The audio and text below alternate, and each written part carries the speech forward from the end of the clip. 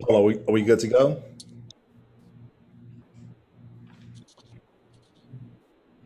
We should be. Larry, can you give the all clear? Yes, we are ready to go. Commissioners, if you're present, if you could turn your cameras on, just to make sure that we have a quorum.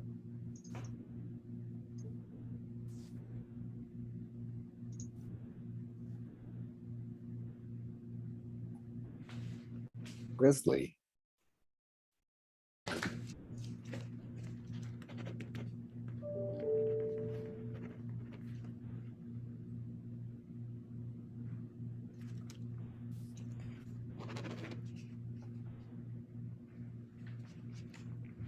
All right.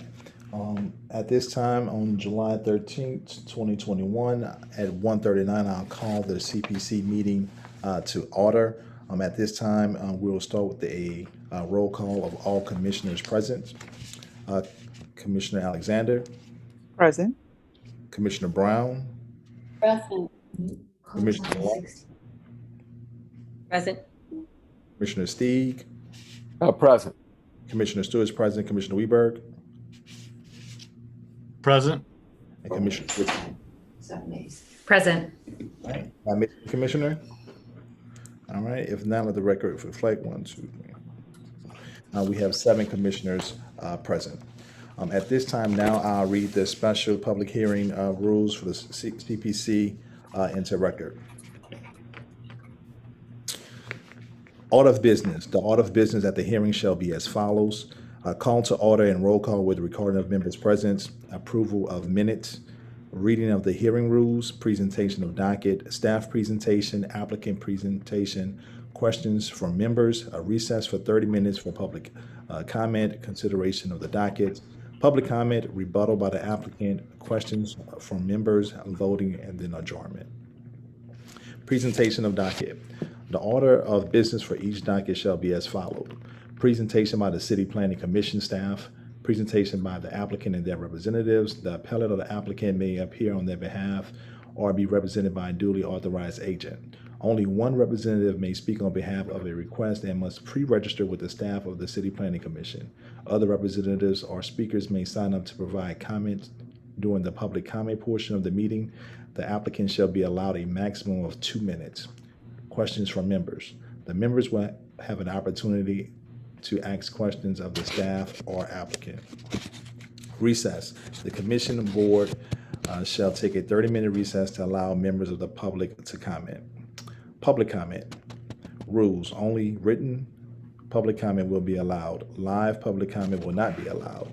No member of the public may submit more than one written comment per agenda item. Time allowed for public comment. The public comment form will be made available at the start of the meeting and will close at the end of the 30-minute recess. Form. Public comments must be submitted electronically on a form provided by the City Planning Commission. Any comment missing information will not be read aloud. Each submission must contain the commenter's first and last name, the commenter's address, and whether the comment is being paid in connection with his or her comments, and also the agenda item. Reading of public comments. A moderator will read into record all comments pertaining to that item that has been submitted in accordance with these rules. Comments will be read aloud in a normal speaking voice. The moderator will discontinue reading a comment once it exceeds 2 minutes. Following the public comment, if there's opposition, the authorized representative of the application is allowed a rebuttal not to exceed 2 minutes. Questions from members. Following the public comment and rebuttal, the members have an opportunity to ask questions of the staff or applicant. Voting. Making a motion. The member making a motion shall clearly state their name when making a motion. For example, I, Commissioner Stewart, approve or deny the request. Second the motion. The member seconding the motion shall clearly state their name when seconding the motion. For example, I, Commissioner Stewart, second the motion made by Commissioner Whittree. Statement from the chair. The chair will restate the motion confirming who made and second the motion. Voting. The chair will request a verbal vote from each member by roll call. Each member will indicate yea to support the motion or nay to vote in opposition. We'll start with our first item on the agenda, which is approval of minutes from the June 22nd, 2021 meeting.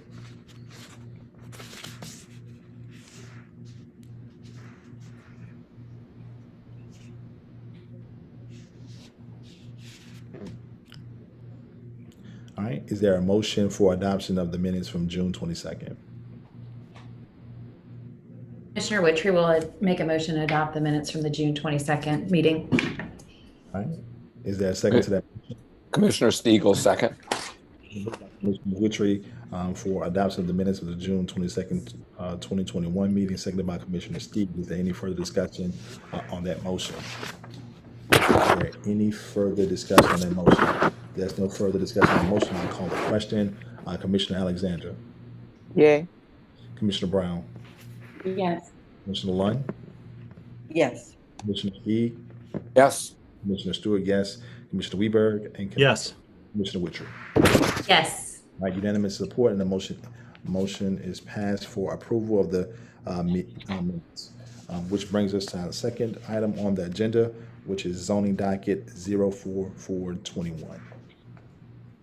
Zoning docket 4421 is a request by City Council motion for a text amendment to the comprehensive zoning ordinance to amend Article 18 to establish a new overlay district named the University Area Off-Street Parking Overlay, the intent of which is to require one off-street parking space for any increase in the number of existing bedrooms in existing residences, or for one off-street parking space per bedroom for new residential construction.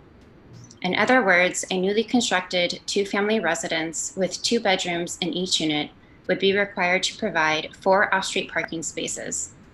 The overlay would affect the area currently under the University Area Parking Interim Off-Street Parking District by making the regulations permanent, and would expand the affected area to include the Leonidas, Black Pearl, and Holly Grove neighborhoods, among others. The University Area Interim Off-Street Parking Zoning District was approved by City Council on September 17, 2020, where it went into effect immediately. Interim zoning districts, or IZDs, are in effect for 1 year and lapse if City Council doesn't extend or make them permanent. As a 1-year mark for the IZD is approaching, the City Council introduced Motion M21-102 at its March 25, 2021 hearing to create the University Area Off-Street Parking Overlay District, which would expand the affected area by 3 square miles, or 3 times the size of the current IZD area. The proposed overlay would only apply to residentially zoned properties within the overlay. These properties would not be eligible to utilize any parking exemptions that could normally be applied, such as the removal of off-street parking requirements for lots that are 30 feet in width or less. Next slide.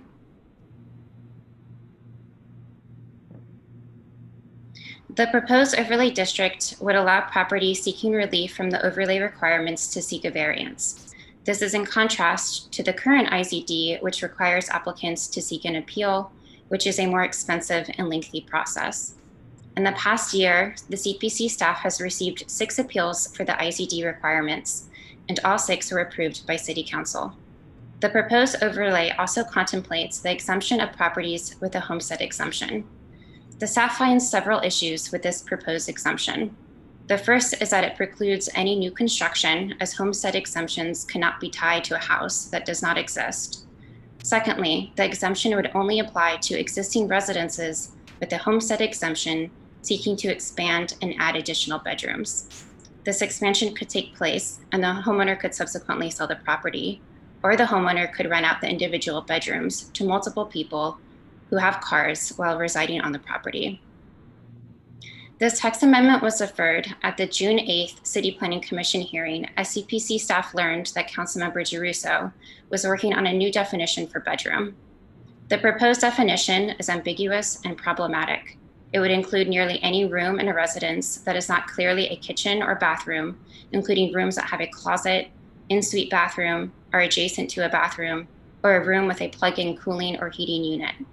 This expansive definition would ultimately lead to most rooms in a residence fitting at least one of the bedroom criteria, inevitably requiring the addition of even more off-street parking. Next slide. The intent of the proposed overlay district is to restrict doubles to dormitories, where existing single and two-family dwellings are expanded with additional bedrooms and marketed towards college students. These properties, similar to other properties in the historic urban neighborhoods, provide little to no off-street parking. According to testimony, this lack of parking increases the on-street parking demand for existing residents. However, there are already mitigating factors at play that may eventually lead to less on-street parking. Tulane is currently developing new on-campus student housing, which would be complete by 2025 with an additional 1,100 new on-campus beds. Subsequently, Tulane plans to implement a junior year on-campus residency requirement. Tulane does not intend to increase the number of accepted students as a result of the additional on-campus housing. In addition, Amicus Developers, a developer that specializes in converting residential housing to student housing, has stated it will restrict future development to only mixed use and commercially zoned properties. Next slide. This drastic increase in parking requirements is too far-reaching to address the concerns raised by the neighborhood related to parking and would have many negative impacts to the area and the city. The increased parking regulations combined with the design requirements for off-street parking make providing the additional spaces in these historic neighborhoods practically impossible. The effect of these regulations would discourage any new residential development that is not a 1 or 2 bedroom home. In this sense, increasing the parking requirements could merely be seen as a proxy for preventing the construction of housing, including affordable housing, within the expansive overlay area. Off-street parking minimums and affordable housing are inextricably linked. Cities cannot profess a need to address affordable housing without discussing the elimination or reduction of minimum parking requirements. This text amendment request is directly antithetical to the production and expansion of affordable housing. Likewise, the proposed policy is regressive by disproportionately affecting lower income households who would bear the burden of this policy. Off-street parking is expensive, and this expense often translates to increased cost for residential development that is shouldered by the renter or buyer. It is estimated the addition of 1 off-street parking space increases a unit's rent by approximately 17%. Renters and homeowners who do not own a vehicle bear the expense of the parking space without a need for it. According to the 2015 and 2019 ACS data, 27.4% of Holly Grove residents do not own nor have access to a vehicle. This is approximately 9% higher than in the rest of the city. 20.9% of residents in the Leonidas neighborhood do not have access nor own a vehicle, according to the data from the same time period. Carless households do not need off-street parking, nor do they need on-street parking. In recognition of the lack of universal public benefit that off-street parking requirements provide, many cities are eliminating completely the need for parking minimums or instating parking maximums rather than minimums. The reduction of parking requirements not only decreases housing development costs, but can lead to increased buildable area by allowing additional units or living space in what previously would be reserved for parking. The vast majority of vacant lots within the proposed overlay district are located in the Holly Grove neighborhood, with approximately 400 lots, or 56% of the vacant parcels within the overlay, and the Leonidas neighborhood with approximately 200 lots, or 27% of the vacant lots within the overlay area. Not only do these vacant parcels indicate less density and therefore less on-street parking, they also indicate these neighborhoods have the most potential for new development within the affected area.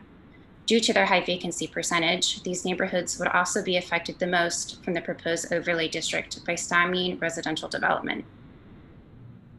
While the CPC staff strongly discourages any increase in the off-street parking requirements, there is an obvious difference between realities and needs of some of the affected neighborhoods versus others. The areas of the proposed overlay with substantially more vacant lots, further away from Tulane and Loyola universities, and with a greater percentage of carless households, have less on-street parking issues.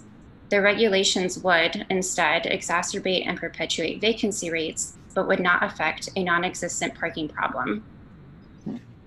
Large portions of the overlay area encompass high opportunity areas such as East Carrollton and Audubon, near public transportation, amenities, parks, and jobs. New Orleans should be seeking ways in which to create more affordable opportunities for all income levels in these neighborhoods, not restricting these opportunities. Most of the study area falls within the historic urban neighborhoods districts. Historic urban neighborhoods are those areas of the city that were developed predominantly in the mid to late 19th century and early 20th century. The development pattern of historic urban neighborhoods is characterized by a higher density and pedestrian scale environment with limited accommodation for the automobile. The proposed overlay district would create suburban type development where large amount of land is dedicated to parking with uncharacteristic spacing between structures. Developers attempting to meet this requirement will be forced to construct out-of-scale development with parking as a dominant visual element of the neighborhood. The proposed overlay will also increase stormwater runoff. Unlike water or electric usage where private citizens pay in concert with their use, stormwater runoff from private properties' impervious surfaces contribute to potholes, sinkholes, and increased subsidence in New Orleans public streets, which is paid for by the collective tax dollar, the burden of which is shared by all New Orleans residents. An overabundance of off-street parking incentivizes vehicle ownership and an over-reliance on the personal automobile. More vehicles translates to more traffic on aging streets, further exacerbating and stressing New Orleans' aging infrastructure. The proposed overlay will also increase variance requests. If the regulations do not thwart expansion or new construction of residential development altogether, there is a high chance the property will require a variance. Variances go through the Board of Zoning Adjustments and require research and a report from the Board of Zoning Adjustment staff, culminating in a public presentation and hearing. Developments that would otherwise be permitted by right will now be up against public scrutiny, which could disincentivize development of vacant land or expansion of existing structures within the overlay area. Further, processing these future variance requests will create an undue burden on the limited Board of Zoning Adjustment staff, requiring additional staff to process the inevitable influx of new variance requests. The proposed overlay district directly contradicts regulations found in the comprehensive zoning ordinance that are universally believed to be good policy. For example, the impervious surfaces needed to create these spaces may necessitate a variance for permeable open space, which is required to be at least 30% of the lot area for properties in the historic urban residential districts, further exacerbating an inevitable stormwater runoff issue resulting from this overlay district. Next slide. Although CPC staff strongly discourages the implementation of the proposed overlay in any capacity, there are a few alternatives that are within the scope of the motion and could be appropriate.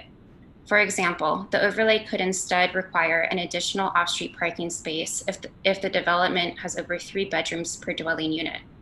It could exempt housing units within 600 feet of a transit stop, allow properties in the overlay to utilize parking exemptions found in Article 22 of the CZO, exempt affordable housing units from the proposed overlay's increased parking requirements, or limit the proposed overlay area to just the current IZD area where the main parking issues exist.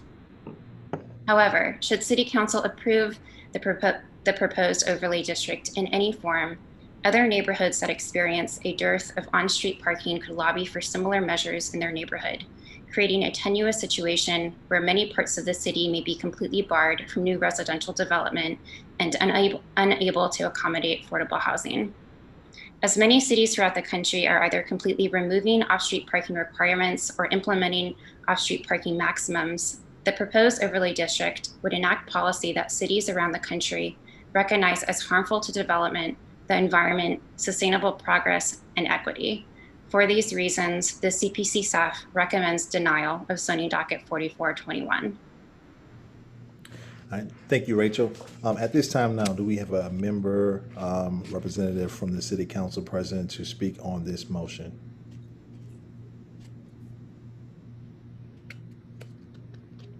Is there a representative present to speak on the motion? All right. If there's no one to speak on And for this motion at this time now, Commissioners, do you have any questions for staff? I have two. So Rachel,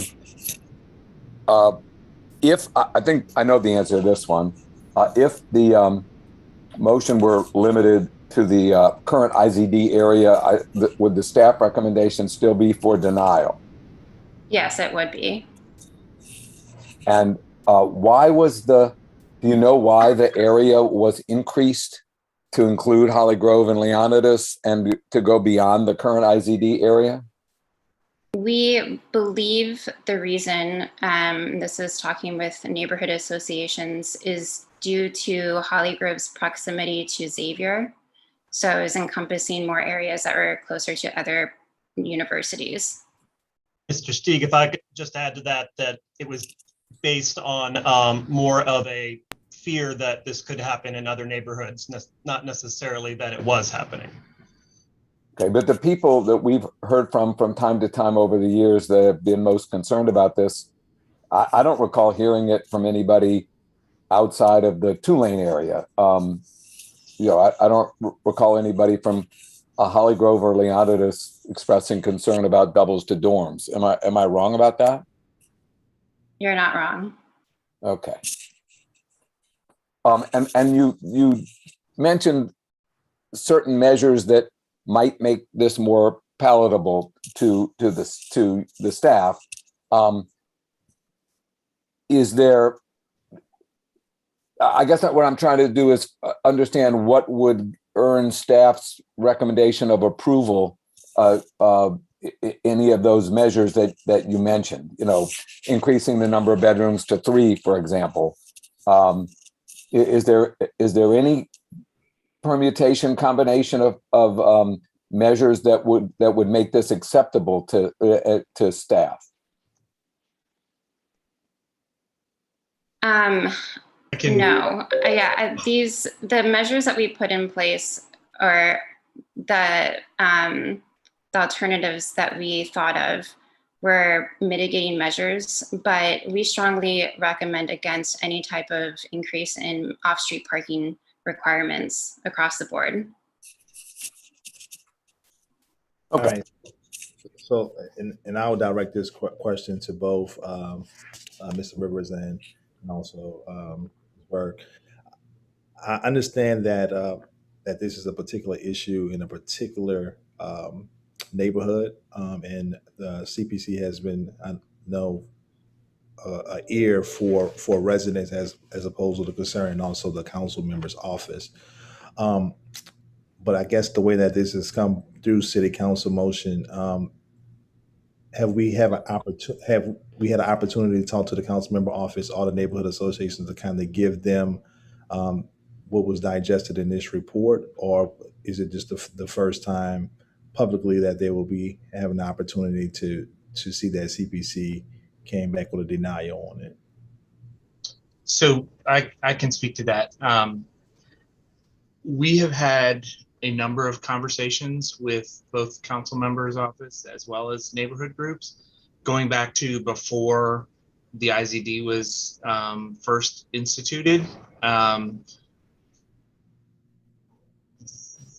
And I think that the position that we've always taken is that, yes, there are some legitimate concerns about the way in which, and I the whole idea of doubles to dormitories is really steeped in the fact that it's a business model that several developers have brought to bear in the neighborhood that have, and they've been utilized in other cities, very extensively and in some places very successfully in addressing a particular housing need. What has happened in this neighborhood is that the doubles to dormitory phenomenon is a situation in which a developer has purchased a property and then leases out individual bedrooms to individual students under separate leases. And so they do that, and because the zoning allows for 4 unrelated people to live in a dwelling unit under the city's definition of family, it is allowed under the current zoning regulations, a structure, and if it's a double, then basically you have 8 bedrooms that can be individually leased to individual students. And where we have seen that possibility is an option that may provide an affordable housing solution.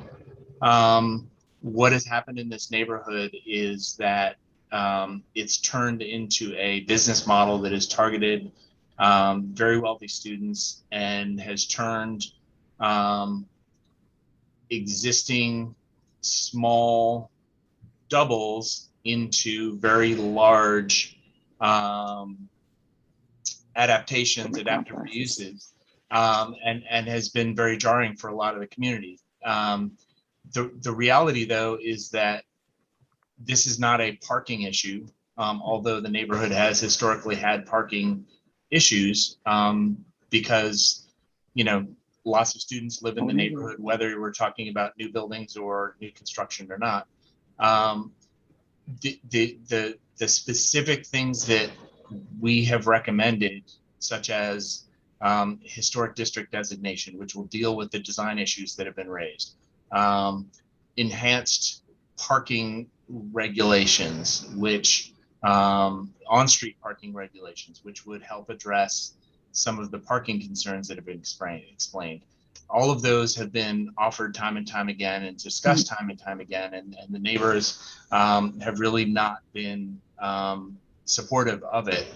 The concern that we have is this particular approach, by basically using parking as a proxy to deal with a broader neighborhood change.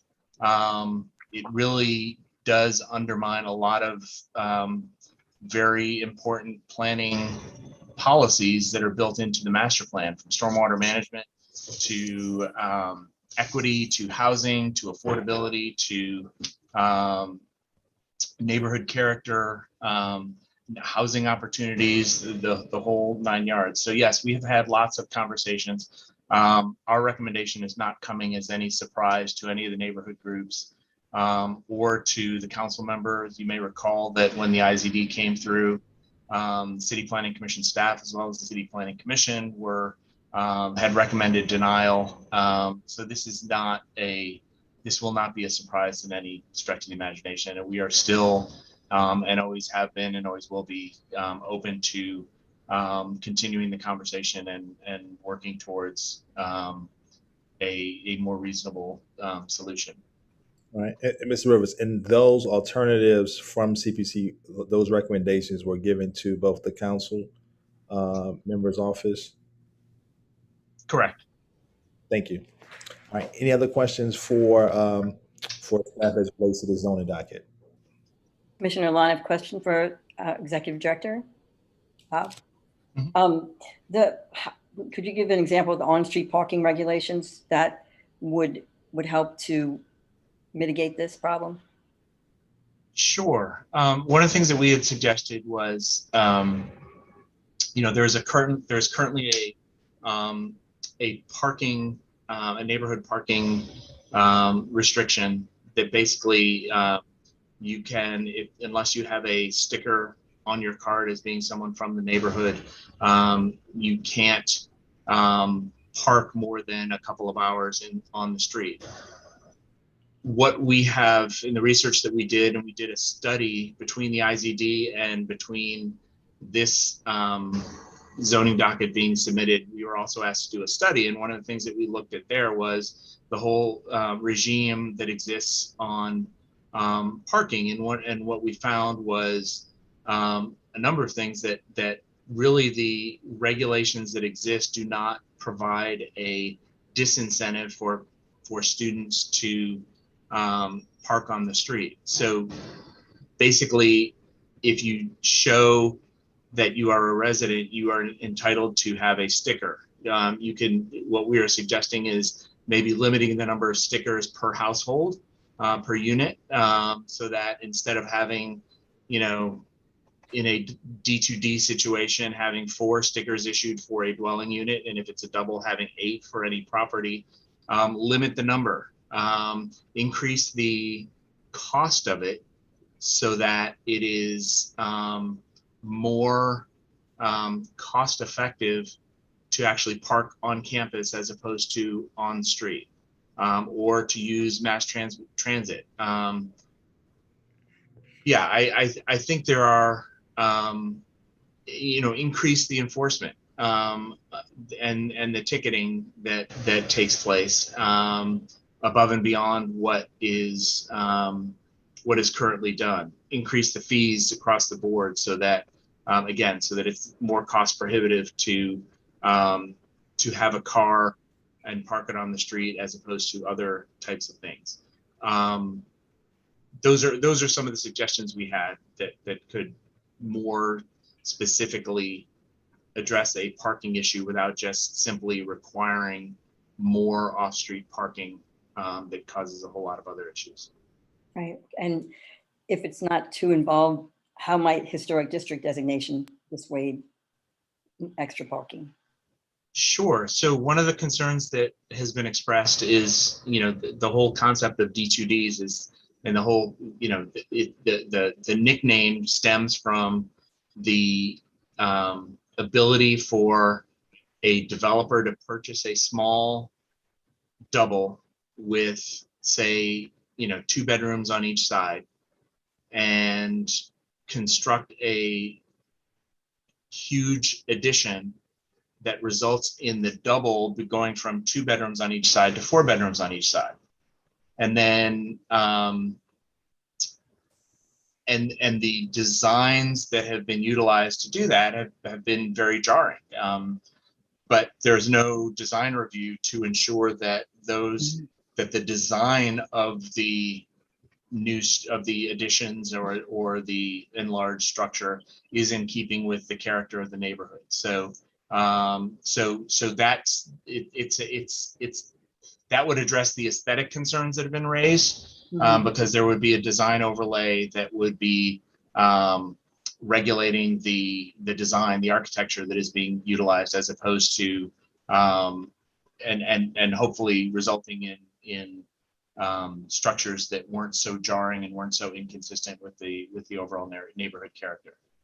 Okay, so it's clear that there are alternatives that could accomplish a good bit of reduction in the parking congestion, but it would require neighborhood validation or agreement, right, to put this in place. And there is not support in the neighborhood for these other alternatives. My concern, and we just talked about this in our operations meeting before the public meeting, that people understand that the master plan guides land use in the city, and that things like stormwater management are critical for the city. We don't throw out the baby with the bathwater. To solve one problem, we don't create a bigger problem about some essential things that we've decided are important for the health, safety, and welfare of the city. And that includes blight removal, affordable housing for people, stormwater management practices that help alleviate the flooding on our streets that's so critical, overburdening staff with extra variance requests. We don't have the resources for that. So if there are other alternatives that do not begin to chip away and hurt some of our basic, most important efforts that we're making in our master plan, those would be much more tenable to me as a commissioner. Thank you, Bob. All right, thank you, Commissioner Lund. Bob, can I ask, does the council have the ability to extend this IZD as a temporary 1-year thing again? Because I mean, I understand these alternatives are probably preferable from a planning point of view. It just seems to me that this business model is going to continue to flourish and negatively impact neighbors until these are agreed upon. And then we're left with infrastructure that supports this this bad model of too many people, too many cars on the streets. We don't want that either. So, enforcement's great, but as we're hearing all over, there's not a lot of confidence in that. And especially when parking tickets were blanketly, forgiven. I'm not sure that that's going to give much confidence to people who are concerned. And while this might not, is it within our purview here to sort of recommend this at this juncture, these alternatives with this motion? I mean, with this action here? So,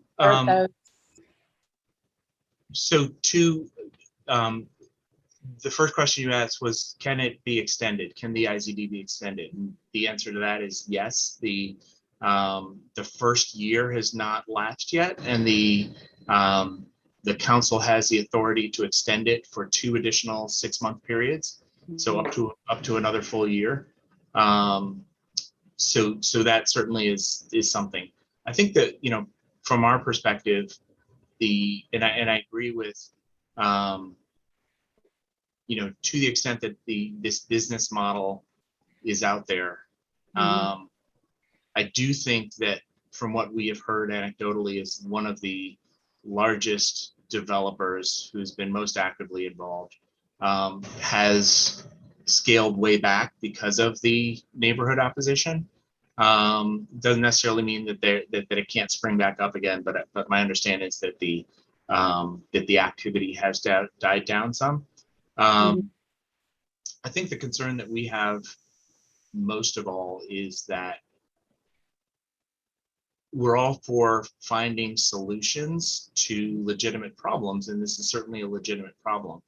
The concern that we have is when the solution that is landed on exacerbates other problems. And so in this case, parking is, nationally recognized as one of the most inhibiting requirements when it comes to building affordable housing.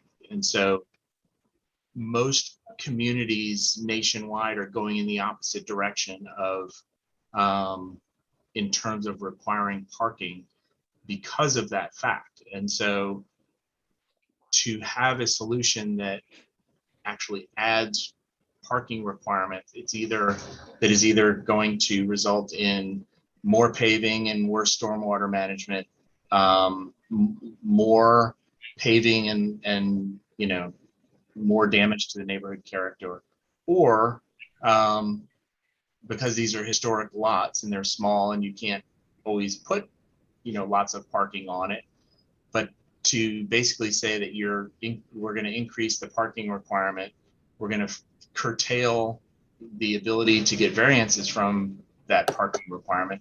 The effectiveness, the overall effect is just to foreclose opportunities to build affordable housing. And I understand that the concern that the neighbors have are not about affordable housing projects that are being built, but to the extent that there are opportunities or there are people who are interested in building affordable housing opportunities, this makes it infinitely harder to do so because it adds a significant cost to the development. So we're just looking for solutions that are less impactful on other really important things. All right. Are there any more questions for staff as relates to zoning docket 4421? If not, we'll continue on with the agenda to zoning docket 4921.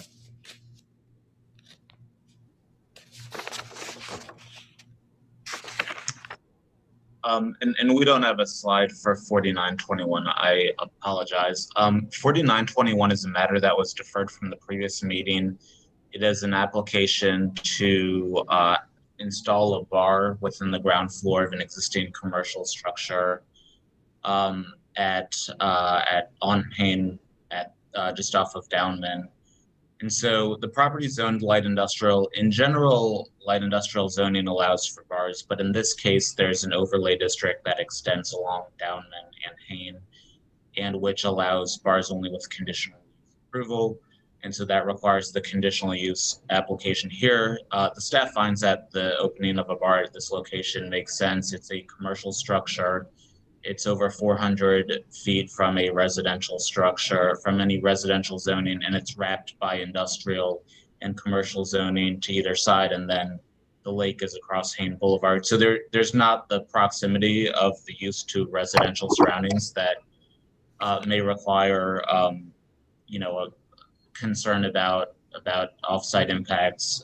So given that, the staff finds that this is appropriate and recommends approval with 5 standard provisos.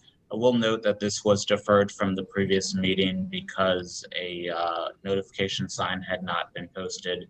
And so that deferral allowed the required notice to happen, and therefore the staff is supportive of moving forward at this time. All right, thank you, Stephen. At this time now, do we have an applicant present or a representative of the applicant to speak in regards to zoning docket 4921? Yes, my name is Nadia Martin, representative for Mr. Richard Lothian for the conditional use at this property on Hain Boulevard. Don't have any other additions to this to the staff's report. The previous location here was a bar already. We haven't made any other changes to the structure or anything of that nature at all, though. So I'm available for any other questions that the staff may have. Ms. Martin, did you state your address? My address is 76 Camellia Trace, New Orleans, Louisiana 70114. At this time, do you have any questions, comments for the representative that's present? All right.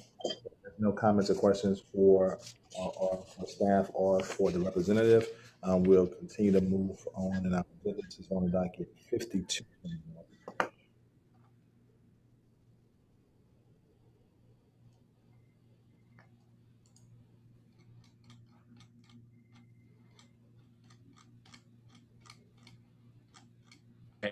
This is an application affecting a property on Magazine Street, right off of the Pontchartrain Expressway.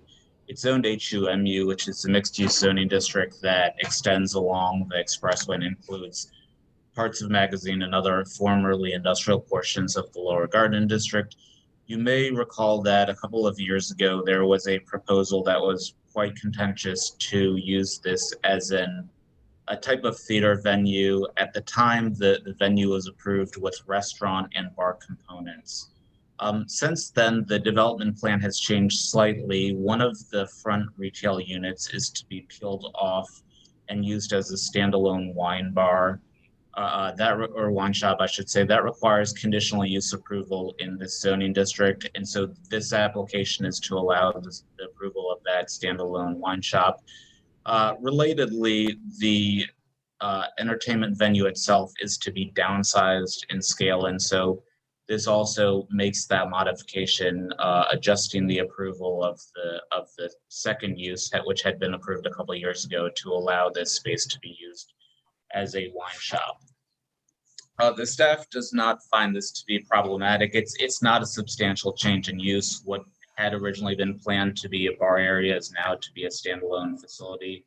The sorts of impacts that might be expected with alcohol sales really aren't, of concern here. We don't anticipate that there would be a tremendous impact. In fact, we really think that there'd be a positive impact. This is a relatively inactive stretch of Magazine Street, and so having street-facing retail and the activity, the positive sort of walkability and other activity that comes along with that is really good for activating this stretch of Magazine Street. And so the staff is supportive of it. We do recommend approval. There are 8 recommended provisos for the wine shop, and that would supplement the 19 provisos that are included within the existing ordinance for the entertainment venue. All right, thank you. At this time, we have a representative from 1152 Magazine Street present. Yes. Hi, I'm Leslie Paraso. My address is 517 Saraparu Street. All right. Thank you for being with us. You have 2 minutes. Okay. I'm Leslie Pariseau. I am the proprietor of Patron Saint, what will hopefully be a wine shop, a neighborhood wine shop at 1152 Magazine. My background, I'm a journalist and an editor and a writer. I co-founded a magazine a few years back with Penguin Random House called Punch. It's all narrative journalism about wine, spirits, and cocktails. And I've extended that into my personal life, wanting to open a wine shop. The concept for the shop is that the main retail floor will be mostly dedicated to wine retail. All low intervention minimalist producers, small growers who are really, their focus is as stewards of the land. And there will be a small section dedicated to grocery and like dry goods provisions, no prepared foods on site, the kind of stuff that you could pick up for like a cocktail party or like a low-key dinner at home. And then a small section dedicated to on-site consumption and tasting, obviously under 300 square feet per the CZO's definition of a wine shop. And I also wanted to add that I had the opportunity to pop up in collaboration with the folks from Thalia just around the corner on Thalia and Constant Street this spring. And I got to know the neighborhood and got to know, who will hopefully be my neighbors in the future. And from a personal standpoint, it was a great time to do it because obviously the city has been opening up, and I think that people appreciated that corner being activated again. And from a professional standpoint, I got to know, what the neighbors wanted and needed. And by the end of it, it was about 85% neighborhood regulars who are coming every weekend. And I'm just excited to continue that relationship and hopefully be a permanent part of the neighborhood. All right. Thank you. Commissioners, at this time, do you have any questions for the representative?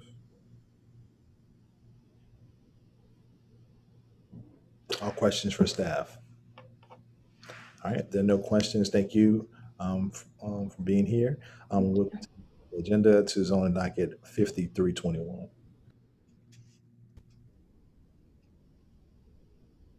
Zoning docket 5321 is a request for planned development of affordable homes in HURM1 Historic Urban Multifamily Residential District in Central City. Currently undeveloped site consists of 4 existing lots of record that collectively contain over 24,000 square feet of lot area. This site is also the subject of a re-subdivision request to create the proposed 16 new home sites. The 16 affordable housing units, which will be 14 townhomes and 2 detached family dwellings, are to be developed under an Affordable Housing Planned Development Regime, AHPD, because current zoning and subdivision regulations preclude the ability to do so otherwise. If approved, this planned development petition would grant the applicant exemptions from the lot requirements stated in Article 11 of the CZO. As originally conceived and presented, the applicant, the developer, intended to offer all 16 of the housing units for sale, with 20% of them earmarked as eligible for sale as affordable units. However, there are currently no provisions within the AHPD regulations that govern the ability of a prospective resident to purchase a unit under the same income-based affordability criteria that would qualify them to rent that same unit. Mm-hmm. That issue, along with a second AHPD eligibility criteria related obstacle that was recently identified by the applicant, can only be addressed and resolved via amendments to both the CZO and the city code. Thus, if this petition is approved, the developer has agreed to offer only the market rate units for sale and to make the other units, the 20% that are earmarked as affordable, make them available for rent until the CZO and city code amendments are enacted. The staff finds that the proposal generally meets the design and landscaping requirements of the CZO, and that the planned development preserves the character and integrity of the surrounding area and supports the goals of the master plan. Based on the city's commitment to providing long-term affordable housing, the staff finds the proposed development to be eligible for the requested exemptions per Article 5, Section 53A1, Plan Development Exemptions from district regulations. The staff therefore recommends approval of zoning docket 5321, subject to 1 exception and 11 provisos. The staff report only contains 10 provisos because one was inadvertently left off. That proviso reads, also prior to the issuance of certificate of occupancy, the developer shall submit a copy of the recorded plans to the Department of Safety and Permits. The certificate of occupancy shall not be issued until the Department of Safety and Permits has verified that the affordability requirements have been met. In addition, the developer shall comply with the permitting and reporting requirements set forth in the Code of Ordinances, Article 12, Sections 23,636 and 26,636 and 26,637 of the Code of the City of New Orleans.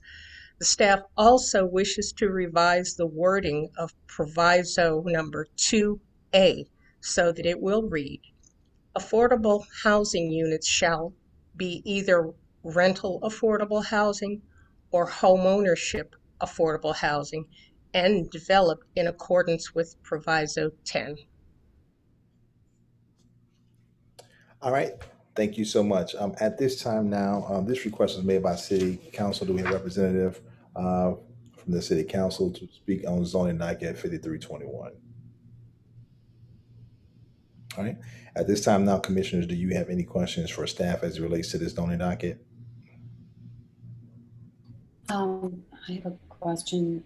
The proposed amendments to the CZO and the city code that will address this issue of not being able to define or set parameters that would reach an affordable purchaser.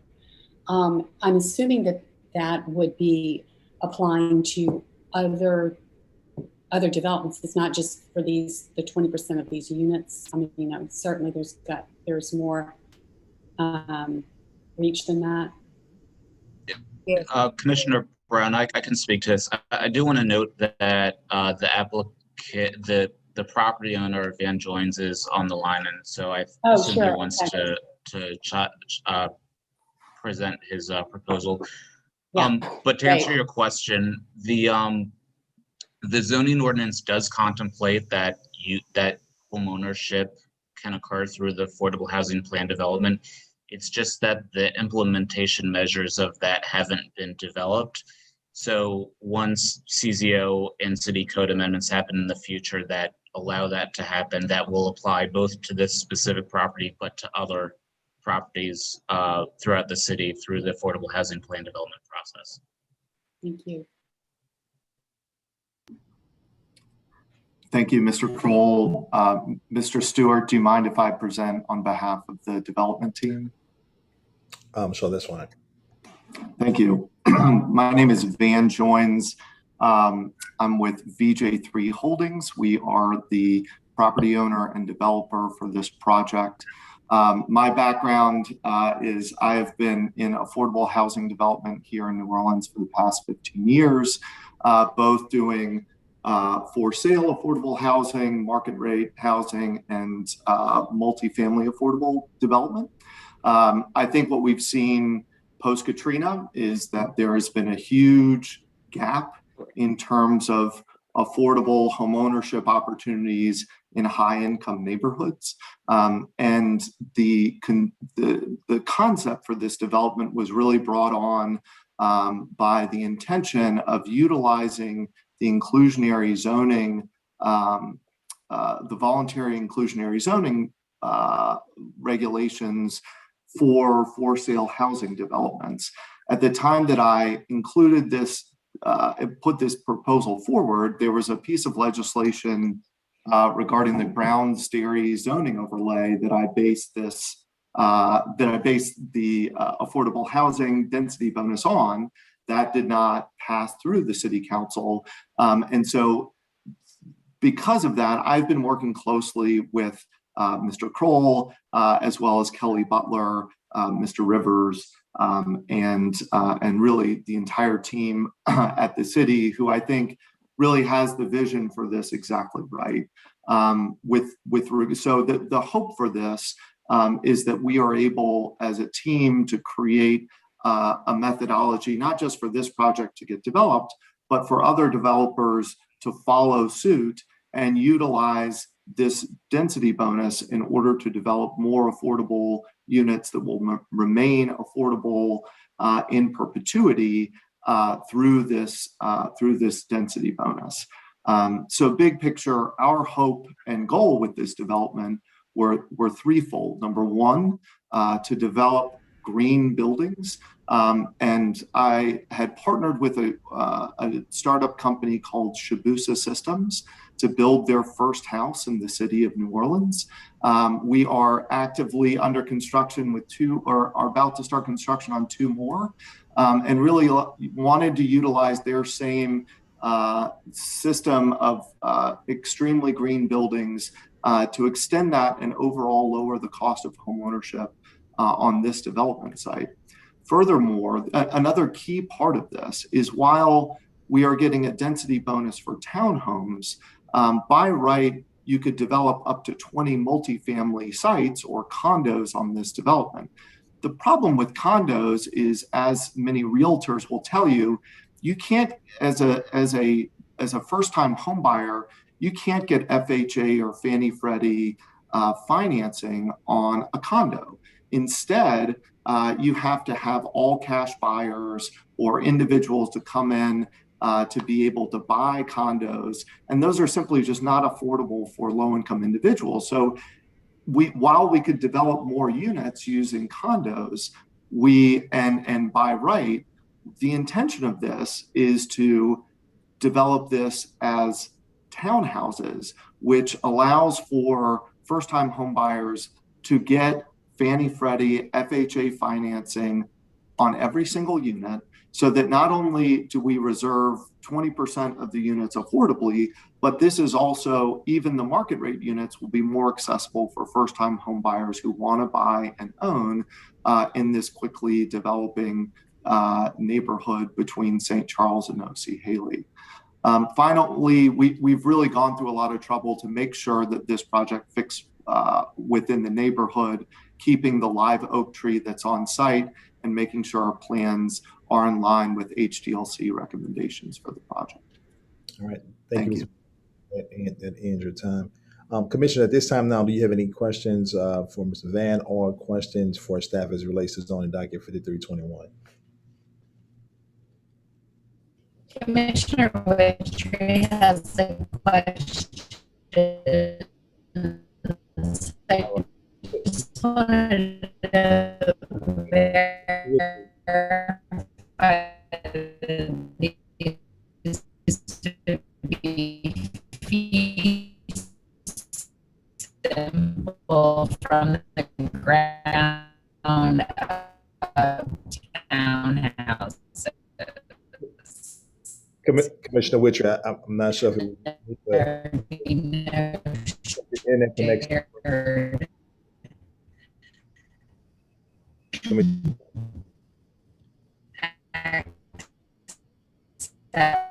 Katie? Can't hear you. Mr. Chairman, can I suggest that maybe that it sounds like that Katie's not able to, she keeps breaking up, and it may be because she's in her vehicle. Right. Maybe her questions can come on the second part after the public comment. And she may be in a place where she can have better communication. Yes. All right.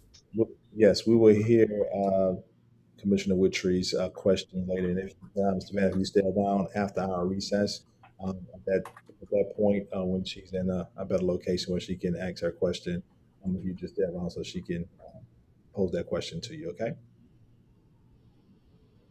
All right, so at this time, commissioners, if there are no further questions, we'll continue moving on to subdivision. Stewart, excuse me, Commissioner Long, would this be the time I need to let you know that I'll need to recuse myself from the vote on this? On which Zoning docket 5321. okay. Thank you. All right. So at this time now, there are no further comments or questions for zoning docket 5321. We'll continue and move on to subdivision docket 6021. Subdivision docket 6021 is a request to re-subdivide the 4 existing vacant lots into 16 proposed home sites that will accommodate 14 townhomes and 2 detached single-family dwellings, which will be developed under the Affordable Housing Plan Development regime. The proposed lots would be situated such that their sides are parallel rather than perpendicular to St. Andrew Street, and their fronts face each other rather than St. Andrew Street. This arrangement is the most efficient way to create 16 developable sites, but is in conflict with the provision of the subdivision regulations that requires all lots to have street frontage.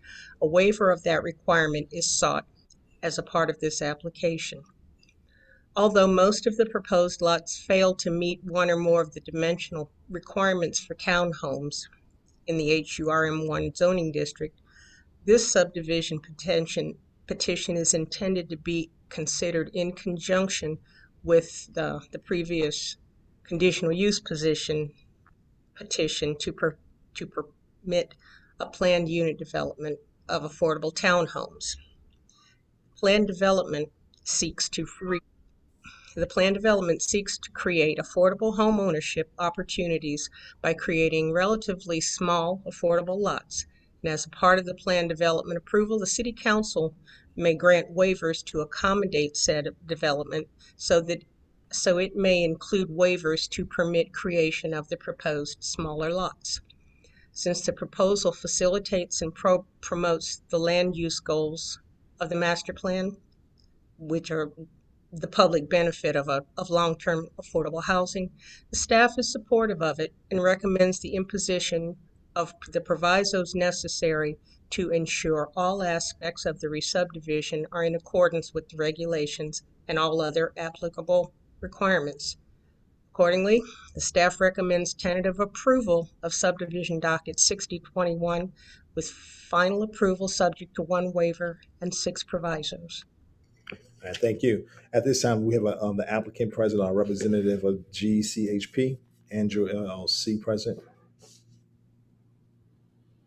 Mr. Stewart, I'm also a representative for that entity as well. And state your name and address. My name is Van Joins. I live at 4208 Dauphine Street, and am the owner of VJ3 Holdings, which is under contract with GCHP Andrew LLC. The intention of this, as staff have reported, the intention of this subdivision is in conjunction with the previous zoning docket. The orientation both of the proposed subdivided lots both provides us an ability, 1, to provide these more affordably by offering more affordable financing. 2, it allows for us to keep the 150-year-old oak tree that sits right in front on St. Andrew Street. And 3, the way that we have created the lots, as you can see in the middle of the site, we've created an access servitude around the tree in the front, through the middle of the site, and then to a shared green space in the rear of the site, so that residents will be able to drive into the development, park underneath their townhouse units with their own parking spaces, and then as well as have access to the green space in the rear of the site. Furthermore, we have specifically surveyed every single tree on the site in order to maximize the preservation of the existing trees that exist on the site, so that we can keep as much of the landscaping that is native to the site, on site in perpetuity. All right, thank you so much. So at this time, commissioners, do you have a question for the representative or a question for staff as it relates to this subdivision docket?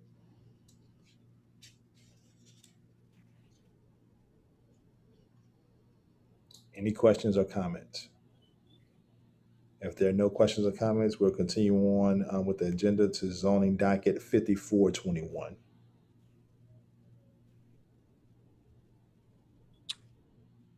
Good afternoon.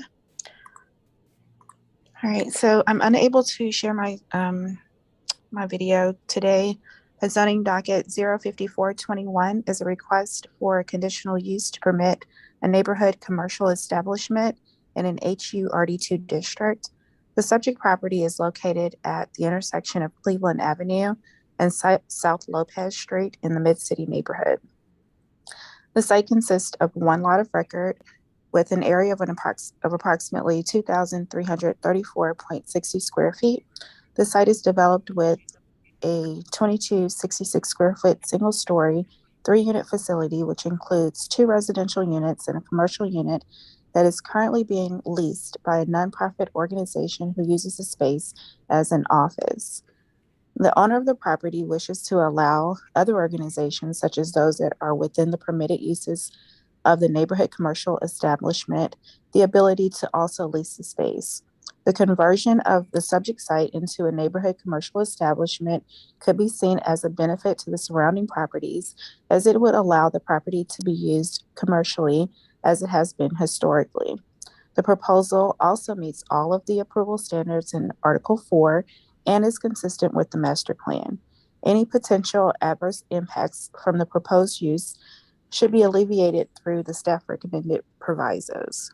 Therefore, the staff does recommend approval of zoning docket 05421, subject to 4 provisos.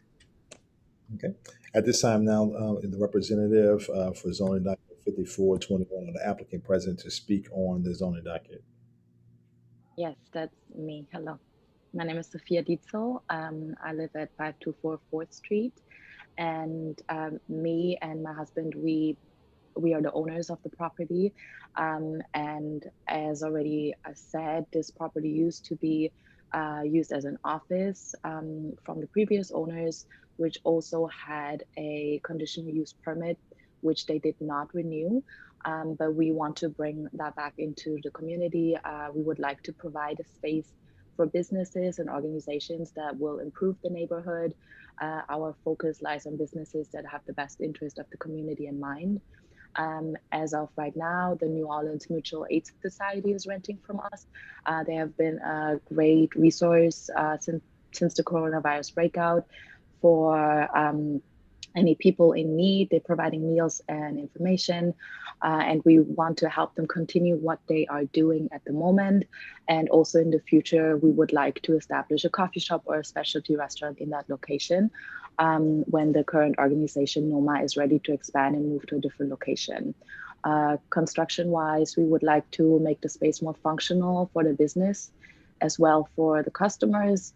I would like to convert the residential kitchen and living area into a commercial kitchen and remodel the bathroom and possibly open up the side window facing South Lopez Street to be used as a pickup and order window. Thank you so much. All right, thank you. Commissioner, at this time now, do you have a question for the representative or a question for staff as it relates to the zoning docket?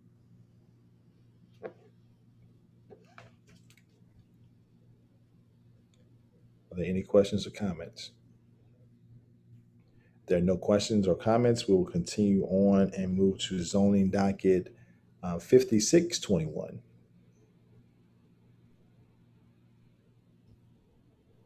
Zoning docket.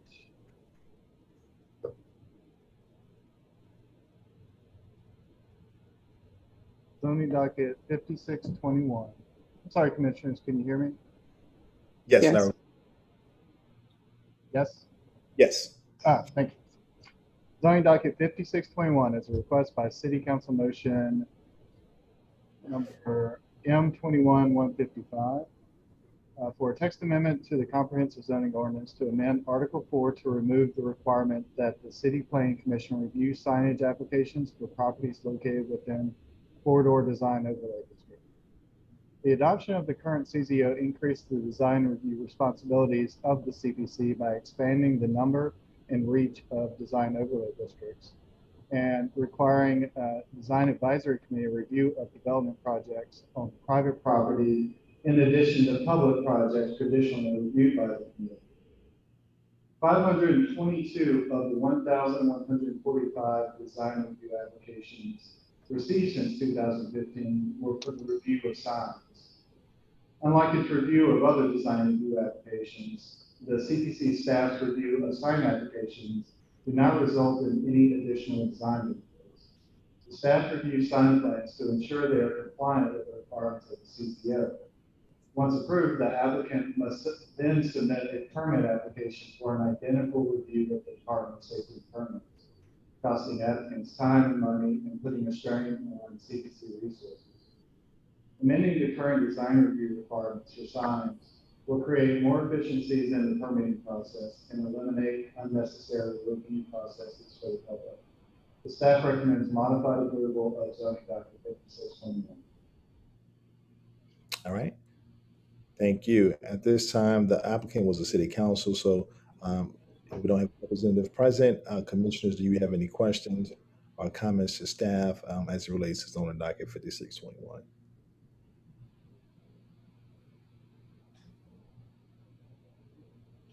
All right. If there are no questions or comments, we'll continue to move on in our agenda to subdivision docket 6321.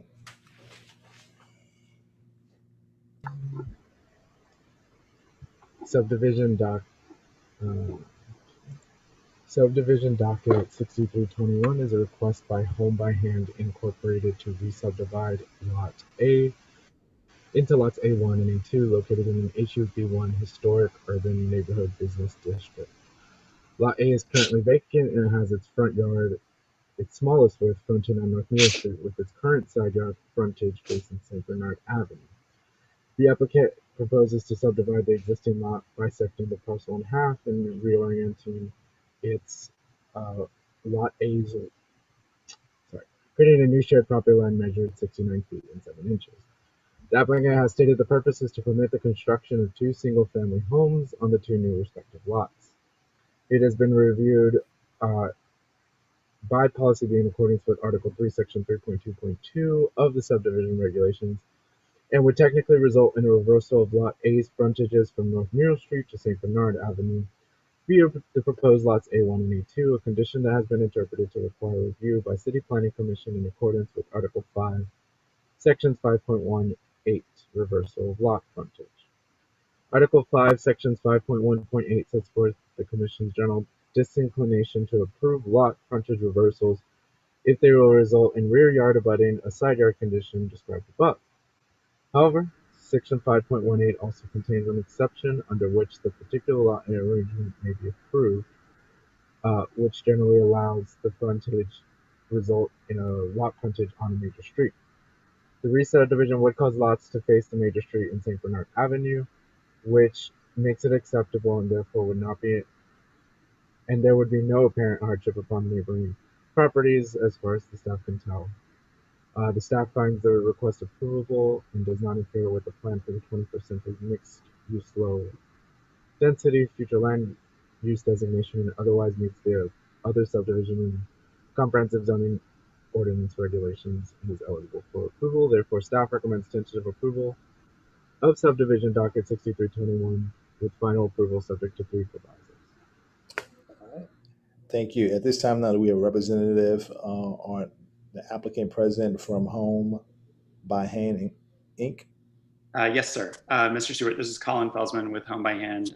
Joseph, thanks for that presentation. I'll just speak very briefly. We are an affordable housing developer here in New Orleans with an extensive track record of partnering with, excuse me? Your address for the record. My address is 3332 Main Street, New Orleans. So we are a affordable housing developer that has partnered with the city for years to build affordable homes throughout and to place qualified buyers in them. We are excited by this subdivision because it'll allow us to build 2 affordable homes rather than 1. And we hope that we can have your support and promise that we'll comply with all subdivision regulations and permit regulations. Thank you very much. All right, thank you. All right, at this time, commissioners, do you have any questions for the representative?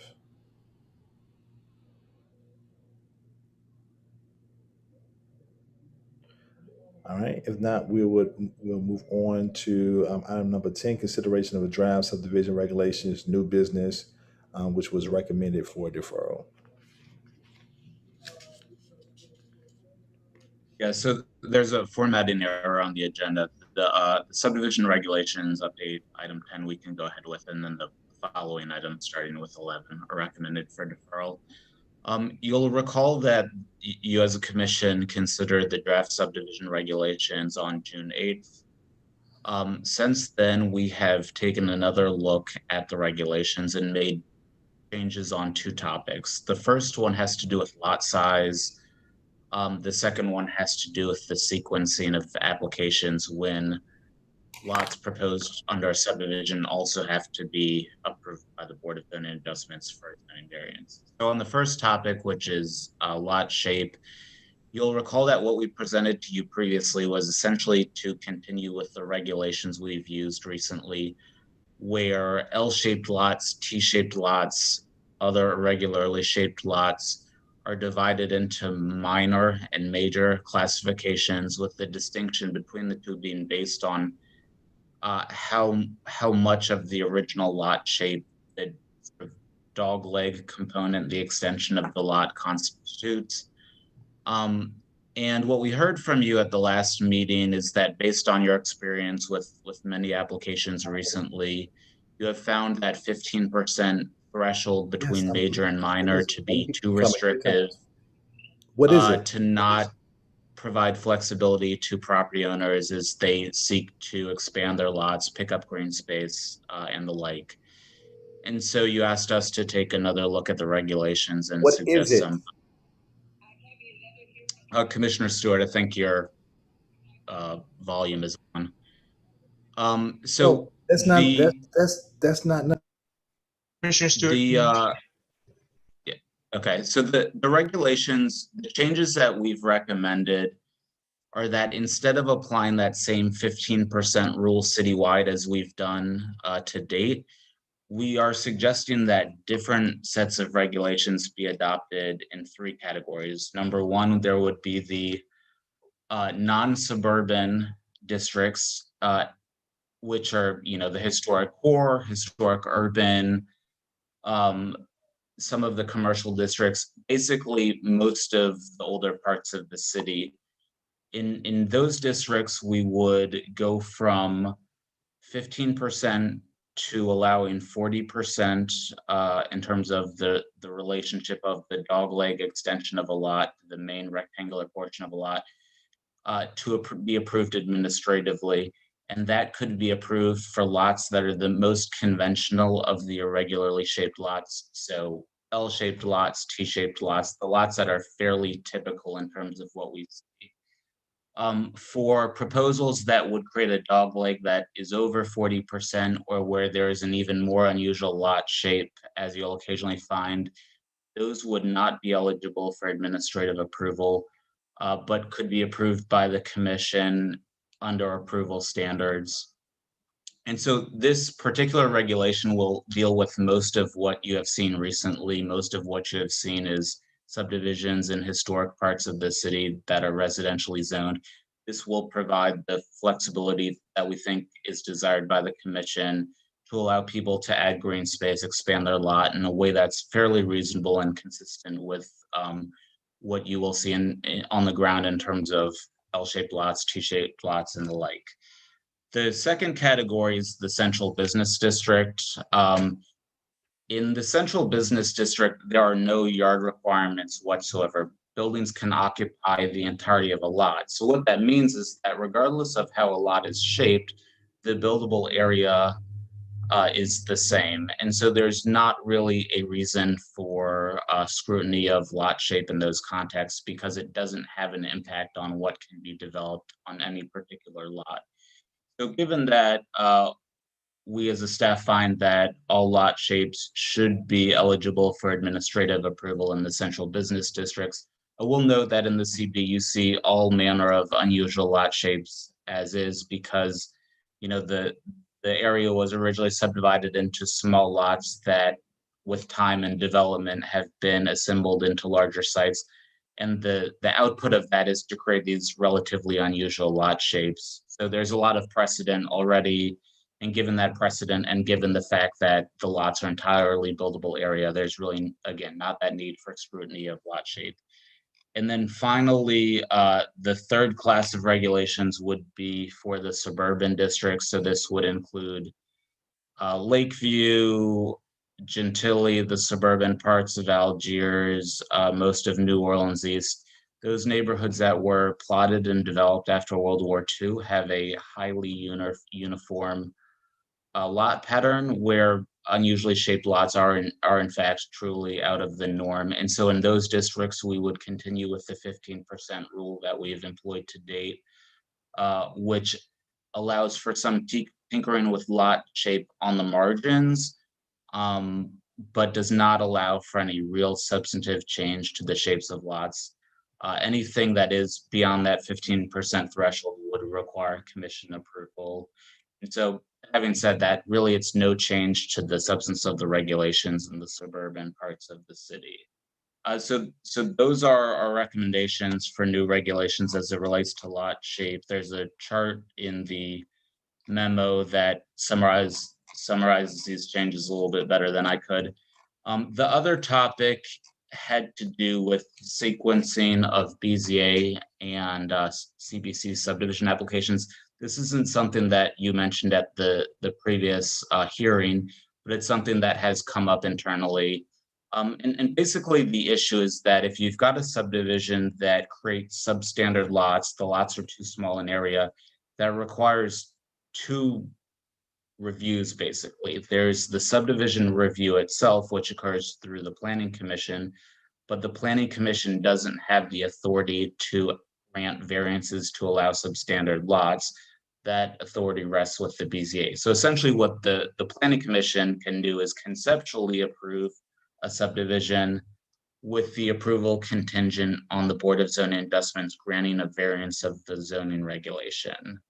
So to date, we've sequenced that by saying the subdivision regulation has to be considered first. And if that's granted tentative approval, it's contingent on the second application to the BZA. And both of those have to be approved before the subdivision can be granted approval. That sequencing really is not particularly efficient. The better way of doing it is to require the BZA to consider the merits of the variance request first. If it grants the variances for lot size, it would take that issue off the table, and then you'd have a subdivision before you that's suggesting lots for which area variances have already been granted. So if there's nothing problematic about the lots, if they comply with the regulations, but for the fact that the lots are smaller than is typically allowed, that is something we could approve administratively because there's no longer a matter before the Planning Commission. If there are still other regulatory issues that are based in the subdivision regulations themselves, aside from the lot size question, those would still be required to go to the Planning Commission. But we think that this achieves an efficiency because a lot of the ones you see are only before you because the lots that are proposed are substandard and you can't grant those variances. They can only be granted by the BZA. So if the BZA acts first, then the application is eligible for administrative, which takes work off of your plate and makes it easier for us as a staff as well as for the public because they don't have to go through two approval processes through two different boards. So both, again, that is just discussed in a little bit greater depth in the memo, but those are the two sets of changes that we're suggesting. Other than that, we recommend that you adopt the version of the regulations that you considered in June. And should you act today, the regulations would go on to the council, which could either accept them or send them back to us for further revisions. All right. So commissioners, do you have any questions or comments about the subdivision regulation update? Commissioner Lund, I have a question about number 2, the second, about the sequencing. Would that mean that if there's a lot and the application is for a subdivision, you would need to know at that time what they were planning to build, because it may be not require a zoning variance for one structure, but require it for another? Yeah, that's a good question. So as part of any subdivision application, we ask that there be a stated reason for the request and also what the intended land use is. And so in any case, we evaluate it against what is proposed. And so if the regulations or if an application is creating new lots that could be developed with doubles or that are proposed to be developed with doubles and the lots are substandard of that requirement for doubles, we would determine that the BZA variance for lot area is necessary and send it to the BZA. And then after the BZA acts, then we could handle the subdivision application. Okay, but is the applicant for a subdivision application, they may change their mind, right? So it may end up falling into the same this sequence. Yeah, that's potentially true. What happens is for any permit application, Safety and Permits is doing a zoning review. So if the lots are subdivided with the conception that there will be singles developed upon them, and that later changes to doubles, if the change to doubles requires an additional variance, that would then have to go back before the BZA.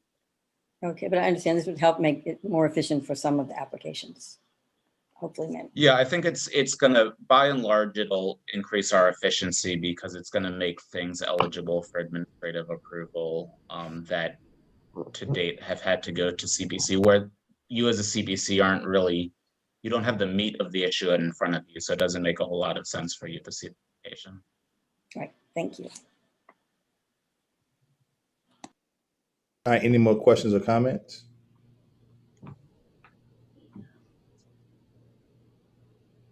All right, if not, we'll continue on zoning docket 5721.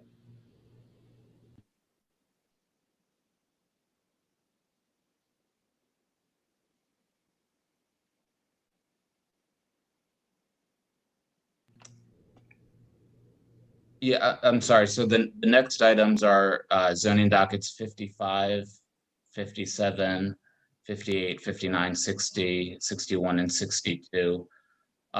Those are items that were submitted for this meeting due to our staff limitations, as well as the fact that matters from previous meetings had been deferred to this meeting. We didn't have sufficient staff to complete our reviews and are recommended that these be deferred to the next meeting on July 27th.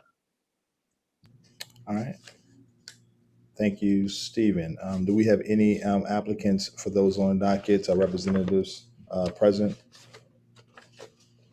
All right. If we don't at this time, I'd like to remind the public at this time now, you can put those public comments in if you're following along with the meeting. The time now is 3:06 and the chair will entertain a motion for a 30-minute recess. This is Commissioner Witry. I'll make a motion for a 30-minute recess to come back at 3:37. All right, it's been moved by Commissioner Witry for a 30-minute recess to reconvene at 3:37. Is there a second to that motion? Brown will second. That motion has been seconded by Commissioner Brown. Is there any further discussion on the motion? Any further discussion on the motion? There's no further discussion on the motion. I call a question. Commissioner Alexander. Yay. Commissioner Brown. Yes. Commissioner Lund. Yes. Commissioner Stieg. Yes. Mr. Stewart, yes. Commissioner Weberg. Yes. Commissioner Witry. Yes. At this point, the motion has passed and we'll reconvene at 3:37.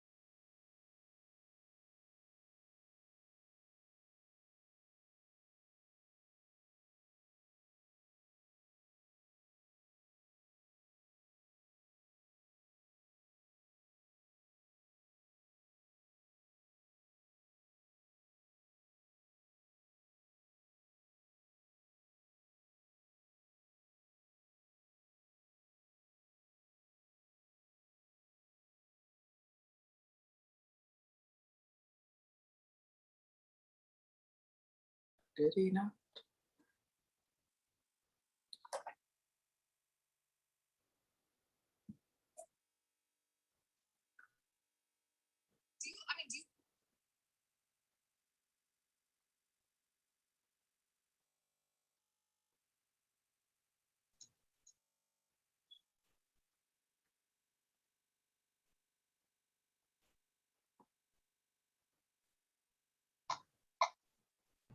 Okay, commissioners, the time now is 3:38. So if you're back, please turn your cameras on so that we can come out of recess.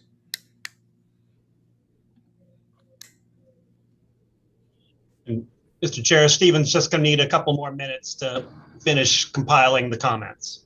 Okay.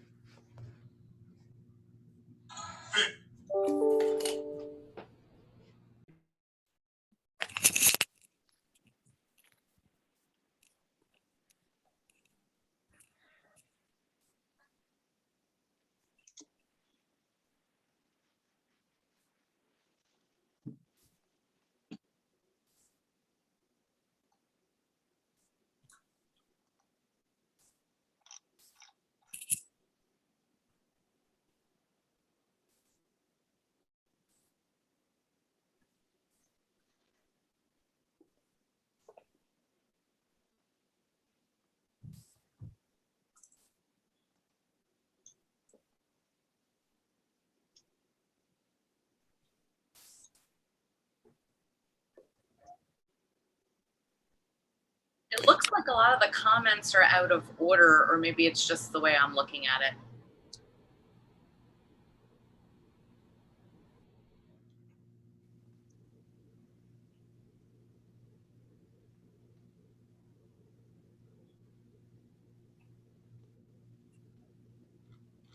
Yeah, I sorted them to be in order, so I may have, let me resend it, see if we can fix it.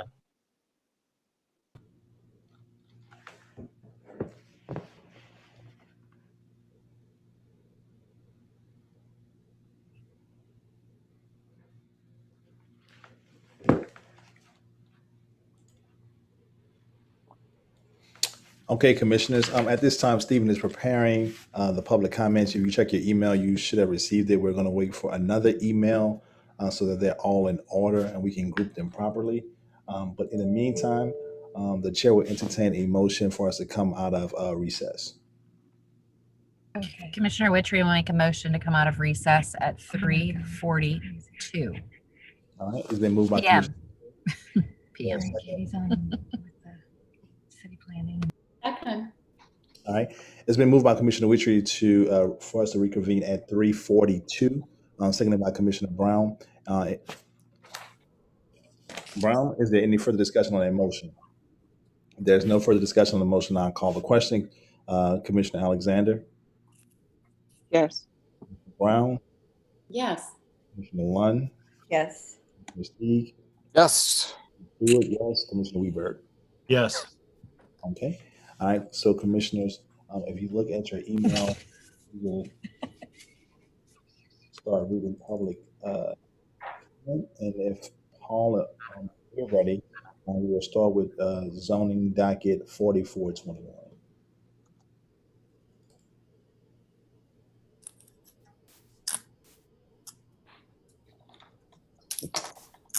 All right.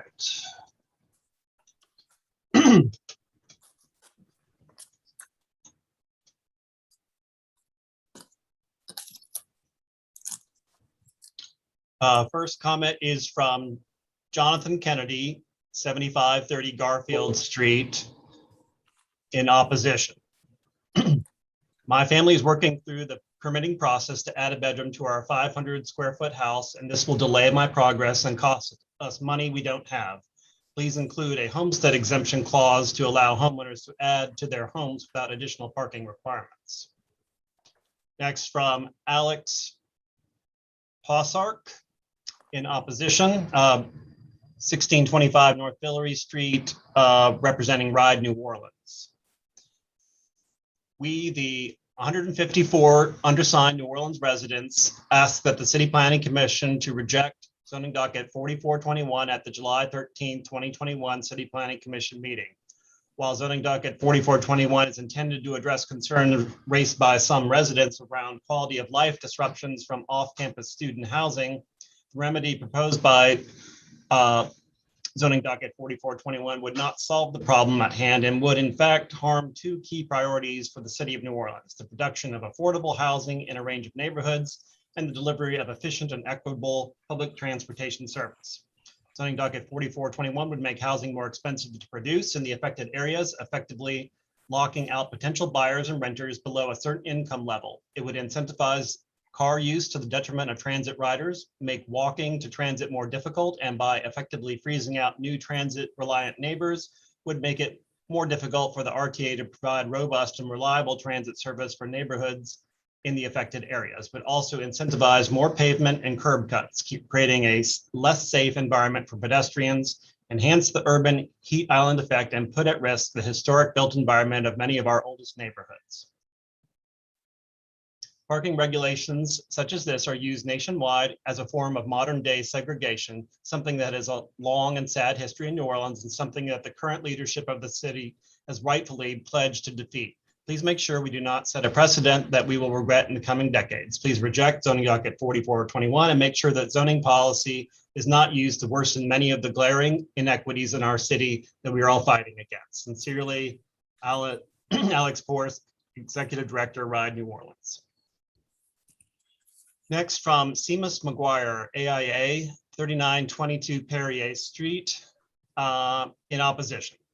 As a licensed architect and resident, I oppose implementing the expansion of its motion to make the overlay permanent. Next, from Maxwell Giardulo, 1340 Poydras Street, Suite 710, representing the Louisiana Fair Housing Action Center, in opposition. Louisiana Fair Housing Action Center continues to oppose this amendment to the CZO. We know this is a real issue for neighbors who live next to doubles that have been converted to 16-bedroom buildings, but are very concerned that this is a heavy-handed policy response that will have unintended consequences for years to come.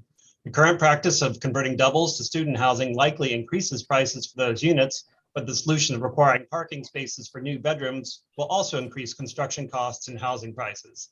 In many cases, it will increase prices for units that are not being marketed to students, but to long-term residents. More off-street parking spots will also add to more paved surfaces and will exacerbate flooding in these neighborhoods. As the CP staff have pointed out, requiring off-street parking spots won't significantly affect the total parking available on the street, as each off-street spot removes a curbside parking spot.